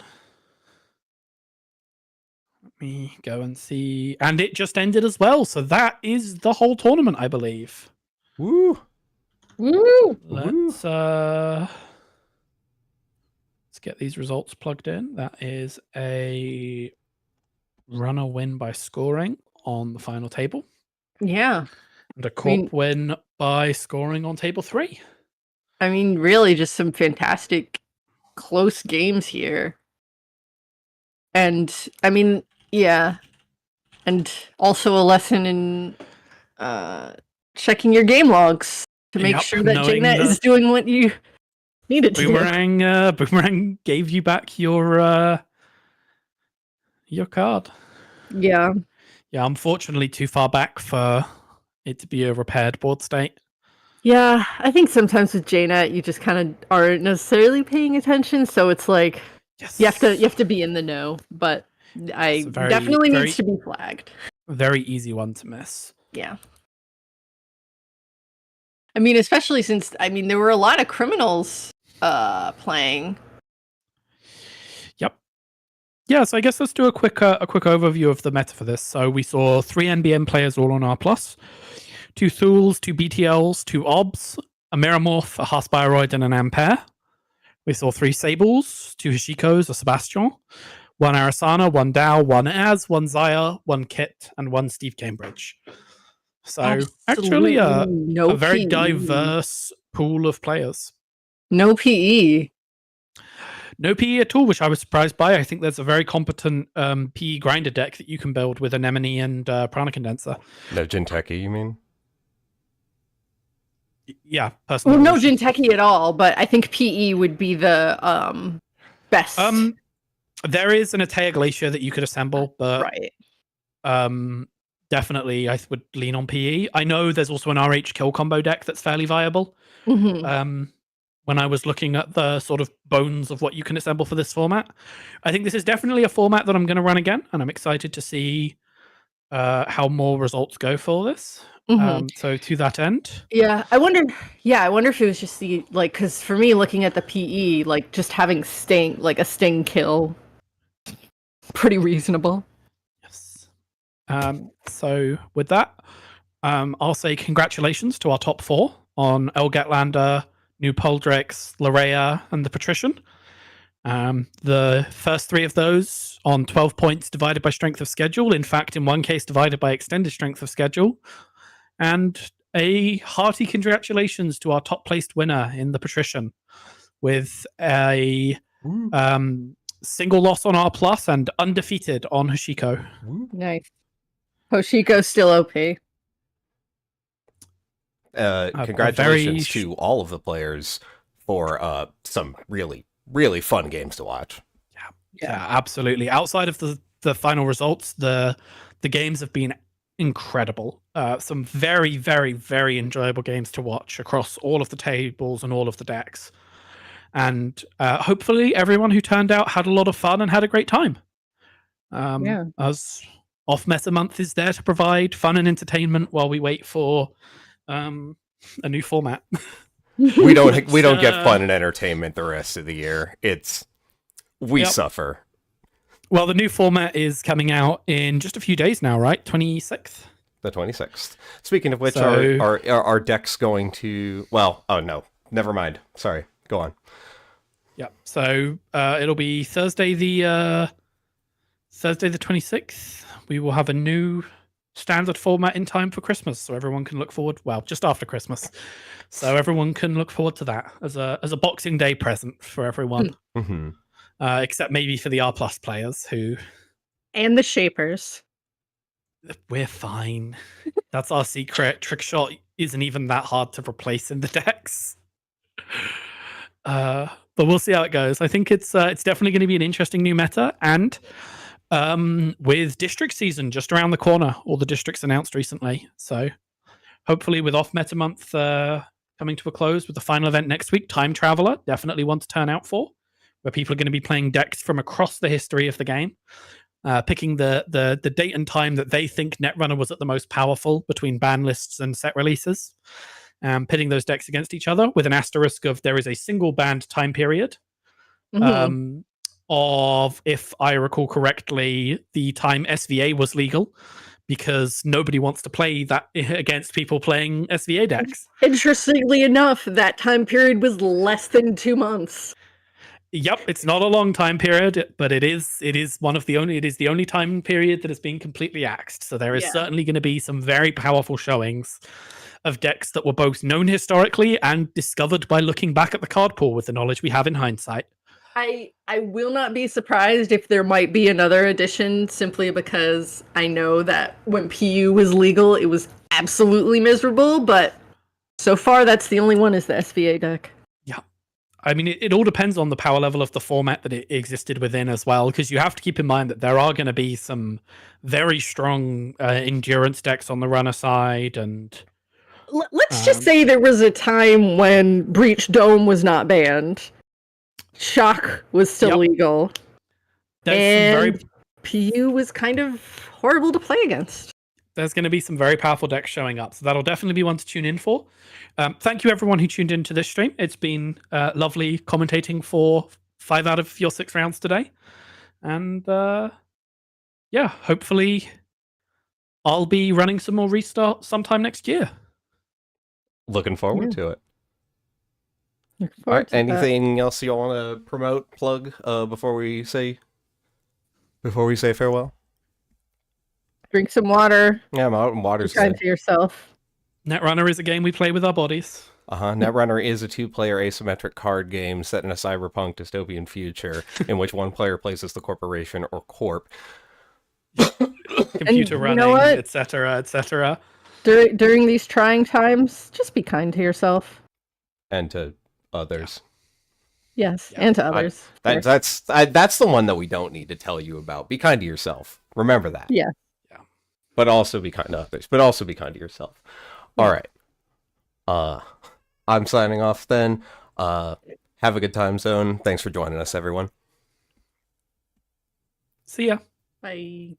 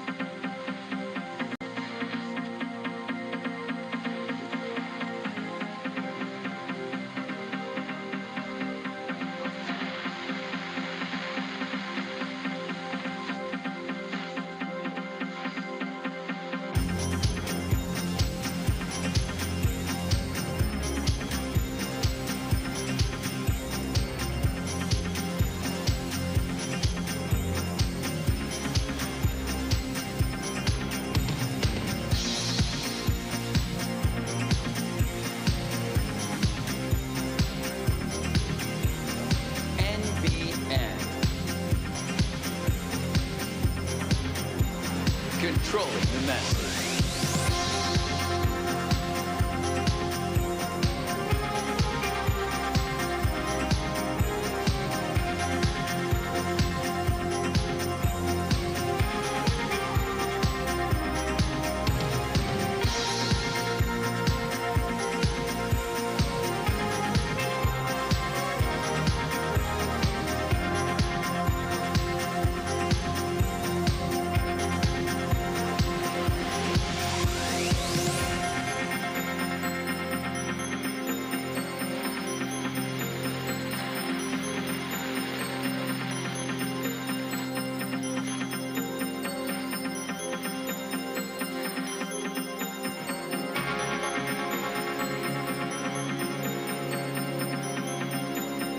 And now, broadcasting live from our near-Earth hub studio, we bring you this NBN special report.